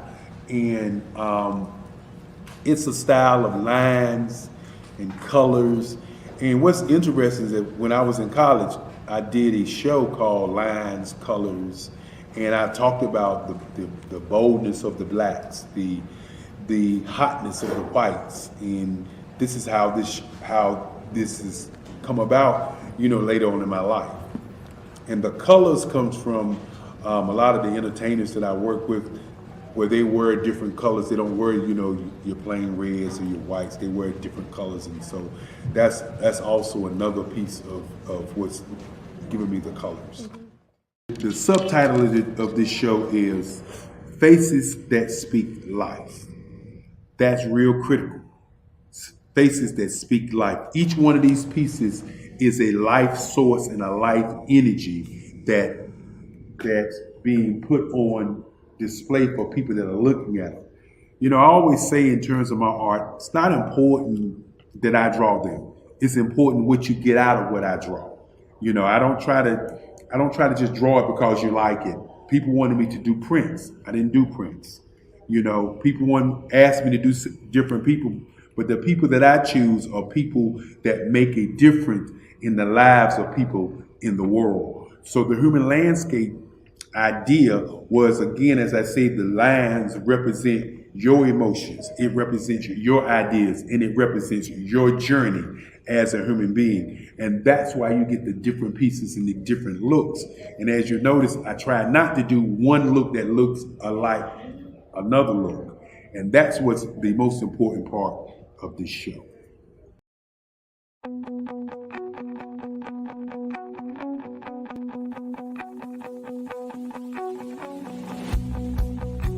I am Black Business. From the moment I wake until the time I sleep. Yes, I am Black Business. I am Black Business. Tell me, are you Black Business? I am Black Business. Do you support Black businesses? Listen, I support Black business because I am Black Business. Black Business Expo, one of the largest business showcases in the history of Black business in the world. The world! Sign up today at www.blackbusinessexpousa.com or call 919-308-9090. I am Black Business.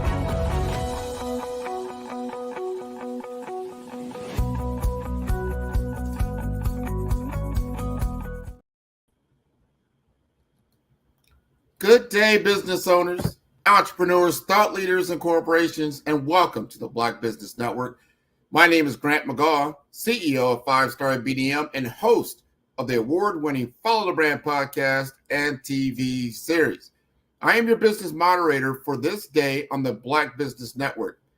The Black Business Network is a 24-hour business network showcasing Black businesses, business owners, entrepreneurs, and thought leaders worldwide. We have speakers from North Carolina, London, Singapore, Africa, Japan, and cities all over the United States. The Black Business Network is a global community sharing its business knowledge to empower, inspire, and educate businesses about business. And our next speaker, Ms. Renee Holtz, is a distinguished creative director, an entrepreneur with over 15 years of expertise in graphic and web design. As the founder of Refined Concepts, LLC, which is based in Washington, D.C., Baltimore area, Renee has consistently driven success in branding, marketing, and advertising campaigns. Her ability to adapt swiftly and to take on additional responsibilities has marked her as a leader in the design community. Renee's entrepreneurial spirit extends to her role as a professional speaker, where she shares her insights on business development and design innovation. Her work spans a diverse range of industries, from early-stage startups to established businesses and government contracts, showcasing her broad capabilities in creating visual and strategic solutions that resonate with clients. Renee's commitment to excellence is evident in her hands-on approach and dedication to elevating brand identities through innovative design and development practices. Let us welcome Renee Holtz to the Black Business Network. Hello, Grant. Thank you for that wonderful introduction. Well, I enjoyed it. I enjoyed talking about others who have done you have had a stellar career. You've been doing this a long time. We're going to have a fireside chat, today, me and you. So let's have a conversation. First, what is fueling your desire to be in this business? Man, that's a great question. Because some days it's hard. Some days it's all I can think about. But I think a lot of times it's the response I get and the fulfillment from helping someone get their dream out into the world. It's a lot of my clients come to me with a lot of traumatic experiences working with other designers and graphic artists and web designers that have ghosted them or just didn't hear what their vision was. So I enjoy just really listening, really just being able to help them get to that next level. I may not get them all the way, but at least I get them off the ground, and yes.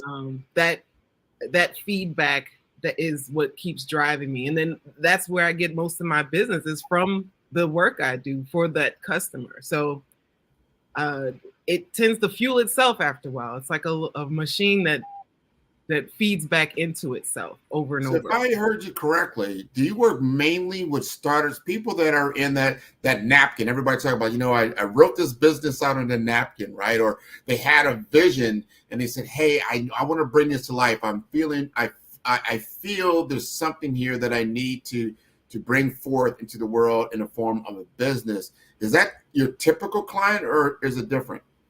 That is my typical client. I like to feel like I'm also like a midwife for someone's idea to be birthed, So I help them push, I help them get their breath together and ask a lot of the right questions to really just get it from that napkin phase to a functioning website, to their everything ready to go. They can get out the door. They have no more excuses once they're done with me.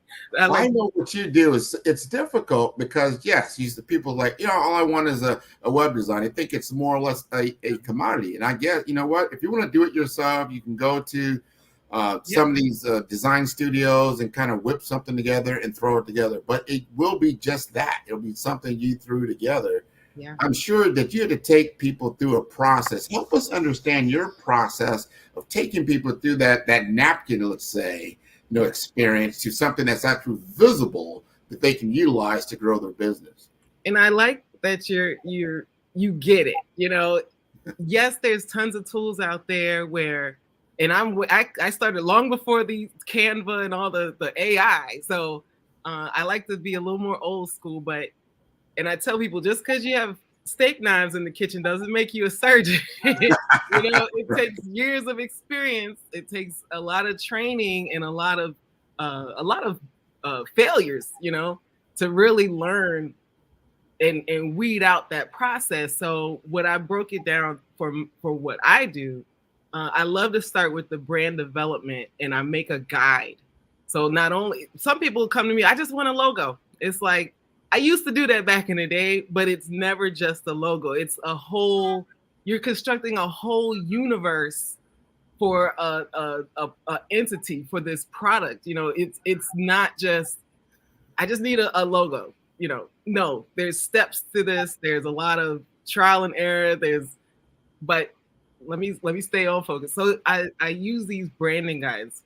That's what helps get me to ask the right questions, so we know who we're designing this for. If you don't know who your customer is, it's like you could like the color purple, but that doesn't mean you should use it for this brand that may be in, there's a lot of those types of questions that I ask, because I put myself in the client's shoes and I ask these questions where it's more than just your emotion to that product, to that brand. It's the results you're looking to drive through your door.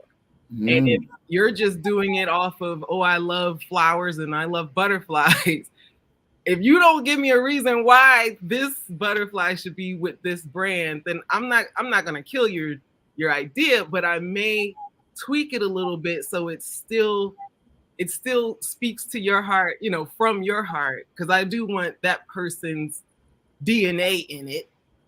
I'm not going to just take over and say, no, it should be this because this is what the numbers say. I'll meet in a nice merry middle, for it to make sense. Because it's going in my portfolio too. I don't want it to be a hot mess just because you like butterflies. Everybody likes butterflies, So I always start with the brand development guide, where it includes that logo. It includes all your color palettes. It includes your fonts, just so you can stay focused and guided. Otherwise, like you said, you'll be all over the place with your emotions. 100%. And what you said earlier about the audience, understand your customer. Like, you have a great idea. And I've worked with people like this as well. You have a great idea. I love your idea. Let's not kill the idea. But now we have to, like you said earlier, we got to bring this into life. And it's not, and you don't make a child by yourself. It's a lot of things going on to bring this into the world. And it can be a somewhat painful experience. And to get it out and it gets growing and it's got to develop. Yeah.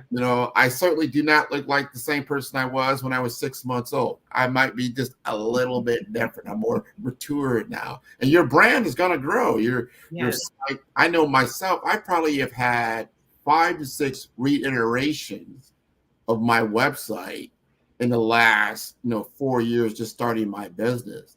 And I remember that first concept. If I go back and try to throw that out there right now, it would be like, oh my God. Right. You're right.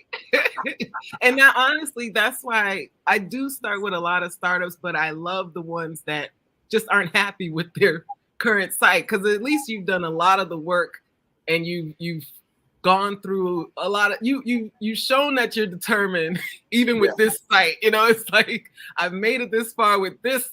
It can't get no worse, So it's almost like you have to be tested with whatever you have. And even some of my clients, I say, you don't even need a website to be in business. Like, you were in business when you first got commissioned to do what people are asking you to do. I try not to kill what I do for them to say that, but yeah, if you're able to do business without a business card, without a website, you're in business. You know, even though they say, well, it's not official to this, there's always going to be something else you could add to your business. It's going to be another social media platform come out. But if you can do business with just a face-to-face handshake, this is what I do, and build that integrity, build that confidence in that person, it's not misleading. It's just you're passionate, you're like ordained in a sense, like your purpose comes out to do what you've been purposed to do, regardless of any print lateral you can handle. Because there's tons of people that are lying about what they do and give you a business card. You know, they'll lie and give you a great website. It's like, that website looks great, but you came here and messed my house up when you said you could pay. You know, so it's really about the results. Because like I said, if you do a great job for 5 clients and those 5 clients refer 2 people to you, you don't need a website. You know, your work speaks for itself. Yeah, it's about credibility. Yeah. And I like what you said there, because, you know, business has been going on for thousands of years. So you didn't necessarily need a website. And it really depends on the nature of your business. I've learned that. You know, what is your business about? Some people just need a really basic site, you know, 1-page brochure type site, we would call it, right? And then some need more sophistication. And I work with people that, you know, they're in the e-commerce. They're trying to sell things through their site. And so that takes more sophistication. You've got to understand how to integrate these things into these social networks and into these search engines. And there's a lot more entailed with that. So to your point about marketing, how do you market yourself? How do you get business today? Or how do you think you're going to get business? Probably leads a lot to how you're going to approach them. So I like the way you're a consultant for them. I mean, you're literally like, I'm an advisor for you. Yeah. And I'm going to talk to you about your business and get an understanding of what you need to do. And I'm sure sometimes you have to tell people, you know what, your baby is ugly. I'm sorry. Yes. I think I'm the master at saying it. And it's saying it in a way that it doesn't run them out the door. You know, there is a way to still support people and not throw shade. Like, I'm not trying to throw shade to get business. To me, that's not a healthy relationship we're building here. I like honesty. I like I said, just to ask the right questions, and even if it's a great concept, that's why I like to be called refined concepts. I'm not trying to do away with the idea. I'm just trying to clean it up, make it a little more, you know, straight to the point of what you were really attempting to do. And yeah, like you said, some sites could be very basic. And this is why, like, when I do a proposal after my consultation, my website line items on my proposal are 2 different things. One will be like a basic 5-pager, you know, just to get, like you said, a brochure style site. But then I'll have that e-commerce, because that is a whole nother baby. It's like you're having twins, you know? So it's a lot of stuff that has to plug in. I like product development and asking questions again. How do you plan to make money with this site? Because some products, if they don't really give you a great revenue, it's like you're kicking yourself in the butt every day. Like you start feeling let down that this book isn't selling. But I'll always be like, okay, well, first thing I like to do is help people create a movement around their brand. Because if you don't have a movement, you need movement for a stream of income. You know, that if that water isn't running, it's stagnant. It's just sitting there. You're dipping into the same pool of people that are like, another thing, like, what else can I get from, like, come on. So I try to help them build a movement, because that movement is what you can sell anything to that group that you create. And you gotta take yourself out of the limelight, because it's not about you. It's about the people coming through the door. And if you can highlight all those folks, even how this platform is, this is like a movement of people coming through the door, bringing in their social network, and learning how to make this a community where ultimately I'm using an advertising tactic that I learned back in junior high called bandwagon. You know, that's really what got me started in this field. I was like, man, this is kind of interesting. Like I remember I was like in 7th grade. We had to do an English assignment and learn all these different advertising techniques and go to the magazine because we didn't have social media and all this stuff and rip out examples. I still have this thing, by the way. So one day it might be in a museum somewhere where I'm some inventor of the year or something. But yeah, I was a kid realizing this is diabolical in a sense. Like, how can you get me to want to do something just because I'm seeing a bunch of people doing it? So I've always brought that with any type of strategy I have. Like, how do you plan to build your own market? It's not just doing the research and saying, okay, we're going to go in this demographic over here and sell. Now we're going to go. How about you build the space that makes them want to show up? Then you can sell them anything at any time. And you want to disrupt that market at least quarterly. So there's ways to do that and play with it, because social media is the main way to advertise. It's the way that you play with that, knowing everyone that comes in has their own market of people, their own network. So it's fun that I can apply that to everybody. So like what I said, I start with developing their business, their brand development guide, from the logo, the colors, all the business cards, your email headers. Yeah. Like I get you out the door in that one package, because you can say you want a logo, but you're gonna need all this stuff to go with it anyway. And then we get to the website, because that's going on the business card. So it all flows together. But with the products, it's like, okay, well, what do you plan to sell? If it's a book, I'll be like, well, how about make it a workshop? You know, it's a bigger line item. You could get more money with this same book if you create a little bit of a guide behind it, or a week-long something, a 4-week something where people show up in a Zoom. You know, other products. I've helped people get products into Walmart, like actual products. But before COVID hit, I had started doing these boxes, because I didn't know the lockdown was coming. I was just creating more product, designing the actual box, and then helping people curate their branded products into the box for these workshops. It includes your book or whatever, t-shirt. And then COVID hit. So now I'm like, oh, I did this just in time for a couple of people. One of them now, she done moved out the country because our stuff is so successful. And again, she built that market, offered the box to the market with her book and her program. So it's just a way to still reach and touch people, even though we're usually behind these screens. Yes. You know? So. No, virtual platforms, the digital economy. I encourage everybody, just look at the stock market. Look at the top 10 companies in the stock market. And I guarantee you, a lot of them are moving forward because of their digital platforms, because they're digital companies. Yeah. So that is the playbook. We were talking even last month about, let's take, for instance, the Black Business Network and the model what Facebook used. Facebook was free. I mean, still is free. But they started out social media, just getting people involved, started a movement. But you're saying, like, hey, you come on and have conversations, share information with people. It was a better user interface than MySpace, even though MySpace had been around much longer. They weren't first to market, but Facebook had a better user interface, and it really took off. And then they realized, wow, I've got all these people on this platform that are tuning in. Now the advertisers want to like, I want to get in on this. And then they made money. Now look at them now. They're, probably valued at $1 trillion company. Black Business Network is following that same formula. Yeah. Come on.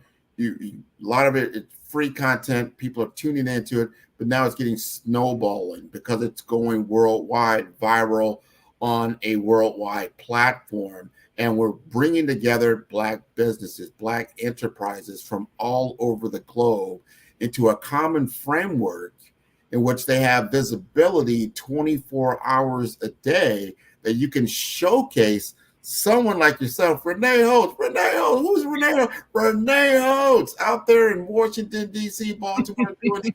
Oh, wow. So now you've got this worldwide community. They're like, you know what? That's somebody I should look into. I'm starting my business, or I'm getting things going, or maybe I need a redesign. Maybe I'm just not hitting the mark. You got to look at your own metrics and see, like, you know what? How can I get better? But your experience level, you can never replace experience. Everybody can, sit up there and put a shingle out there or throw up some kind of website. Hey, I am the greatest, website designer ever.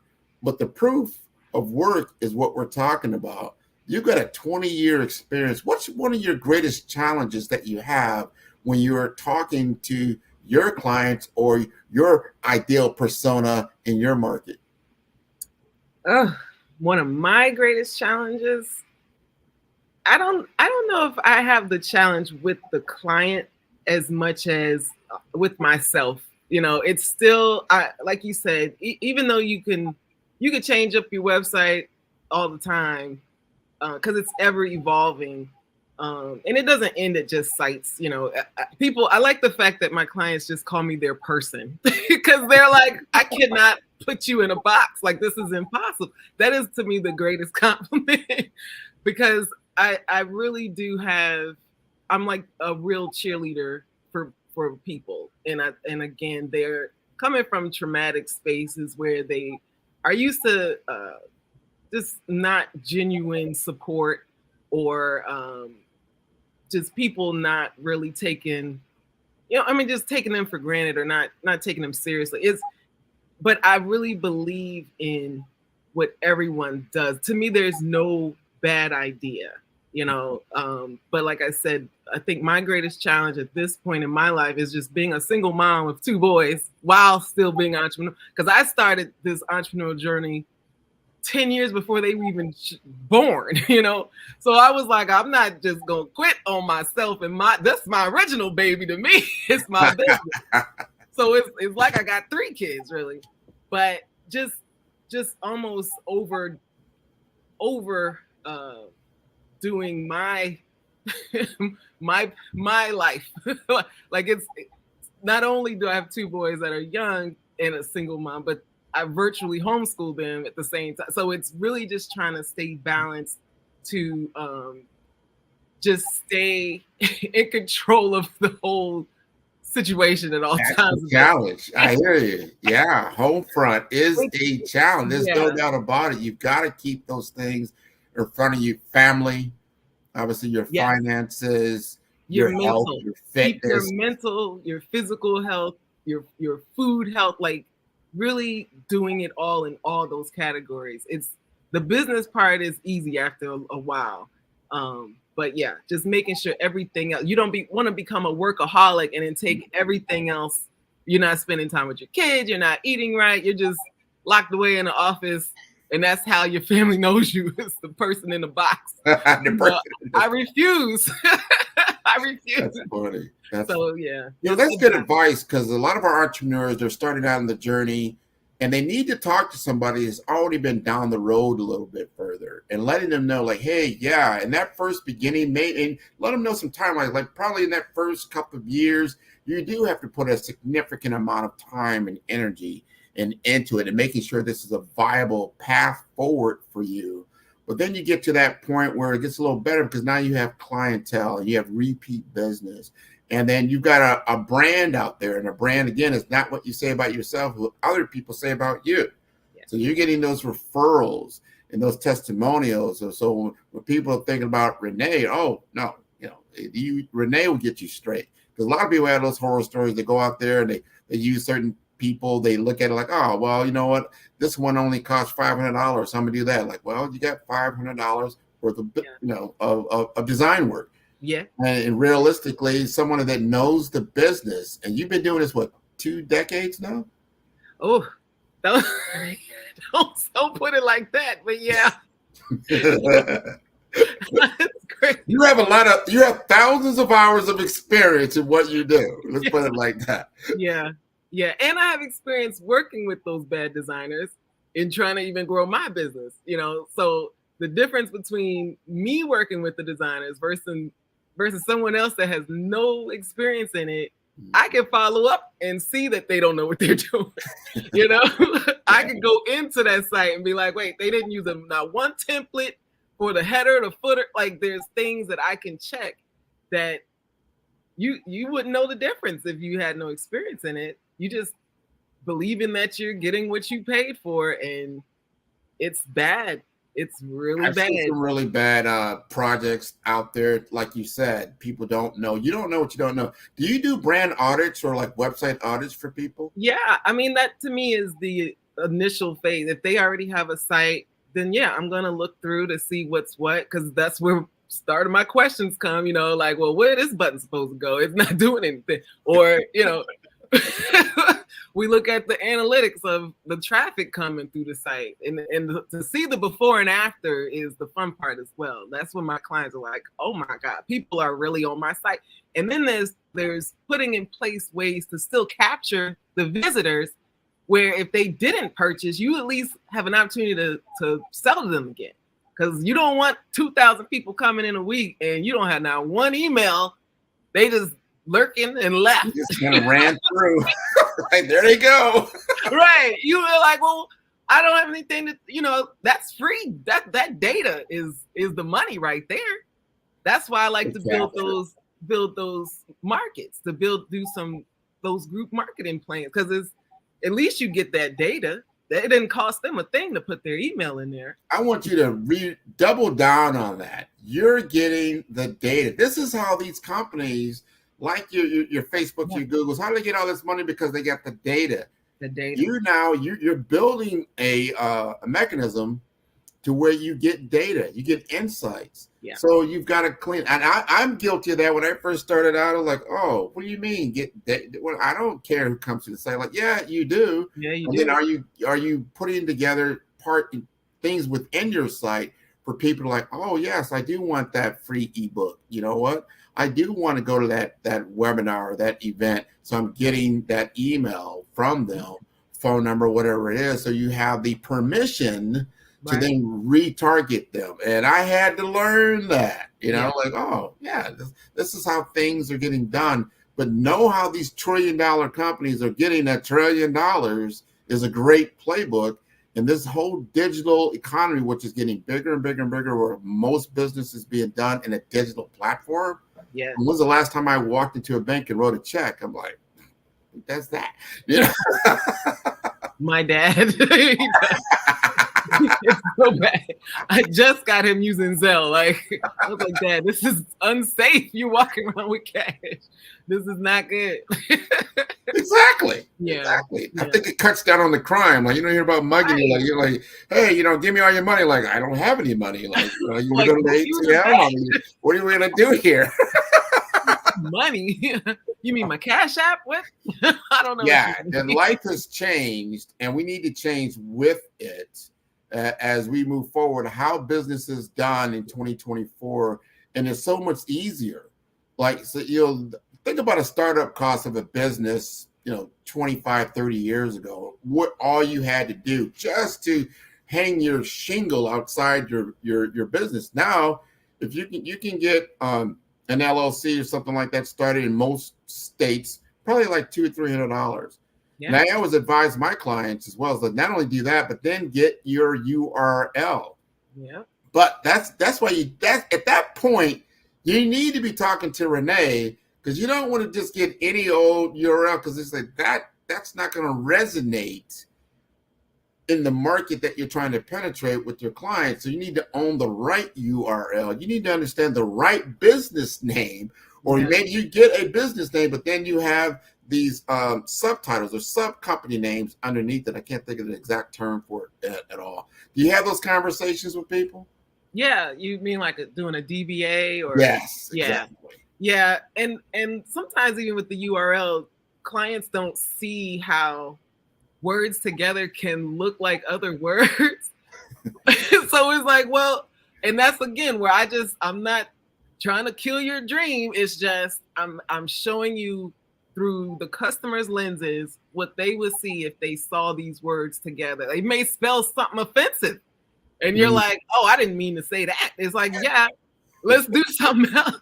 Like, and a lot of times I'll just go, even on the first consultation, I'll just be searching for the URLs that are available. Did you buy this? Is this, or they may have bought something and don't even remember buying it. And it's like, well, we can see who owns it depending on how you did your, if it's a privacy type setup on the URL. So even that, just helping them through those steps, to me, that's a part of the process for me. So it's not like I'm charging for every little thing, everything. It's just a part of. Oh, you need the foundation. That is it's like your address of your home that you live in. If you don't have the right address, no one's going to find. One's going to pull up to where you're at. You're not going to come up and search. There's a lot of things you can't just throw up. Just throw it out there and expect it to stick. There is a science and a methodology to these things. And if you don't get involved with someone like yourself early in the game,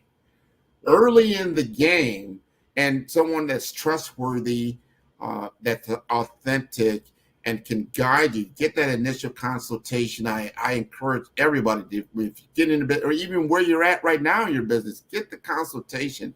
Like, hey, Renee, come look at what I got here. Here's what I got here. Yeah. You're like, yeah, I see what you got. And I as a suggestion, here's some things you might try, because you're already getting the results for that. And if you're happy with it, by all means continue. But if you want to grow, you want to change, here's some ideas. Does that sound right? That's totally it. And again, I feel like I use the same toolkit with everyone, but the house built is different on everyone's property. It depends on what you want it to look like, the environment. It's like, you're not going to build a log cabin on the beach. You can, but it's like, ain't nobody searching to go to a log cabin. They want to be in the mountains. Like, come on.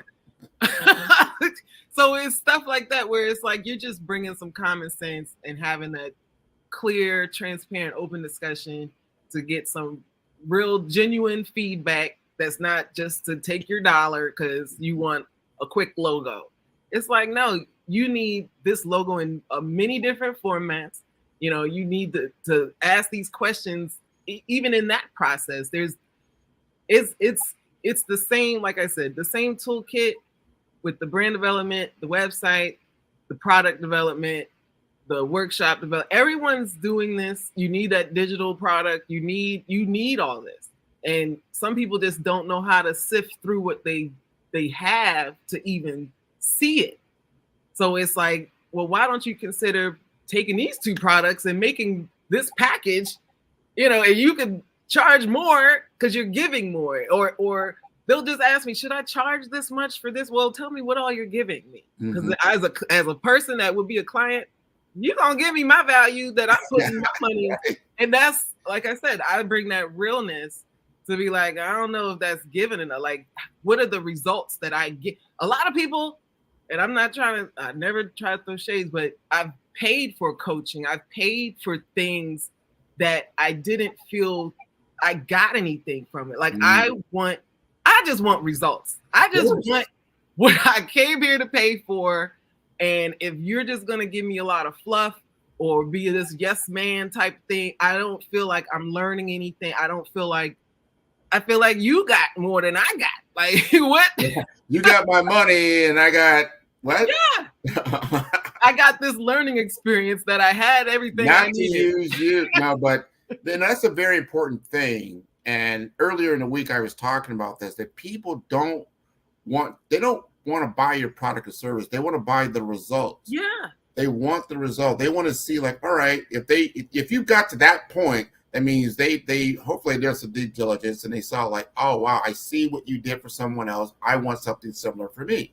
Right. So you want to deliver that result and it costs XYZ. That's the cost of doing business, right? And getting that change, that transformation. And if you don't feel you got that change and that transformation, then you need to really, take a look at what you're doing. You've been doing that. And anyone, the digital world in website design and all those things is a very visible deliverable. And you should be able, your portfolio, I'm sure, is pretty deep. You're like, all right, you want to see my work, here's this, here's this, here's this. You did that, I did that. And it resulted in XYZ business. You talked about somebody that is out of the country now. Like, see you later, girl, I'm out. But yeah, and I've had clients that I've worked with that weren't in the country. I've been able to get flown out to help do the stuff I helped build on this end. It really opens your world up, but the results are what get you more business. Because then my happy client becomes my best salesperson. Exactly. I don't have to pay for marketing, and because they're doing more of it for me. They're so excited about what they have that they like I said, I'm their person now. They're like, I will recommend you to anybody because of the integrity.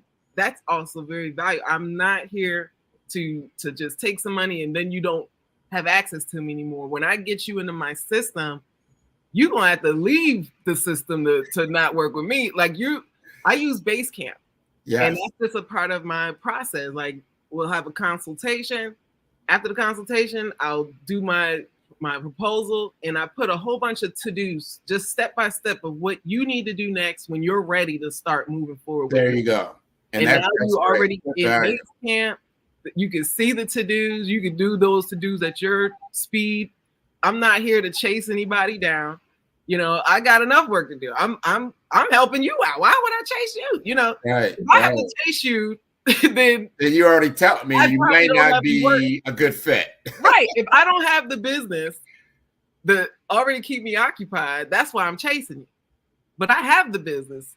I just saw something the other day where I don't have to sell what I do. If I feel like if I'm handing out gold nuggets and you walk by like, I don't want your gold nugget. Okay, that's just more gold for me. Well, I tell you, Renee, we're at the top of the hour. We're going to have to let you go. This has been wonderful. But before we do that, tell us again how to get in contact with you and take advantage of the great services that you have. Well, my website is refinedconceptsmultimedia.com. You could also get there through refinedconcepts.net. But on there's the buttons to schedule a consultation. You can request a quote straight out, but I still like to talk about it because you may think you just need one thing and then you might need a little more things. I'm not trying to upsell you. It's just, that's how consultations work, But if you wanted to just shoot me a message or email, you can email me at refinedconcepts@gmail.com. It'll come straight to my inbox. But I'm here. I've been here and I'm not going anywhere. Well, thank you so much for sharing with us today on the Black Business Network. Genius is common, and I'll see you on the other side. Thank you. Wonderful knowledge. Wonderful. The Black Business Expo's mission is to raise funds for high school seniors going to college or K-12 entrepreneurs. This expo is a fundraiser for students, and you may go to www.blackbusinessexpousa.com to donate to the scholarship fund or use the Cash App that is on the screen below, and that is $BBXUSA. Our goal is to give laptops and up to $5,000 to 10 students. Students, you can register online at www.blackbusinessexpousa.com. Every dollar counts. So we want to remind you to donate to the scholarship fund. And we'd like to thank our sponsors for the Black Business Expo for April 2024. And they include NC100, Moody Capital Partners, Suede Soul, The Hello LLC, Lotus for Shade Coaching and Training, Carolina, Virginia Minority Supplier Development Council, Step Management, Barbara H. Smith LLC, 5-Star BDM, Margie McLean Foundation, Genius is Common, Earth Essentials, Milani Shani Global, Executive Women's Success Institute, The Quality Coaching Company, Superwoman Business Services, Creative Force Studios, Lee Entertainment, Artistic App Design, Black Business Expo USA, Genius is Common, and I will see you on the other side.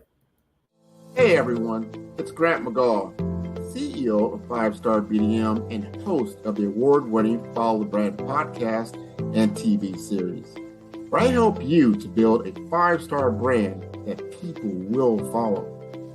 My genius is personal brand development through intelligent communication and helping you achieve your business and career goals. I am a requested speaker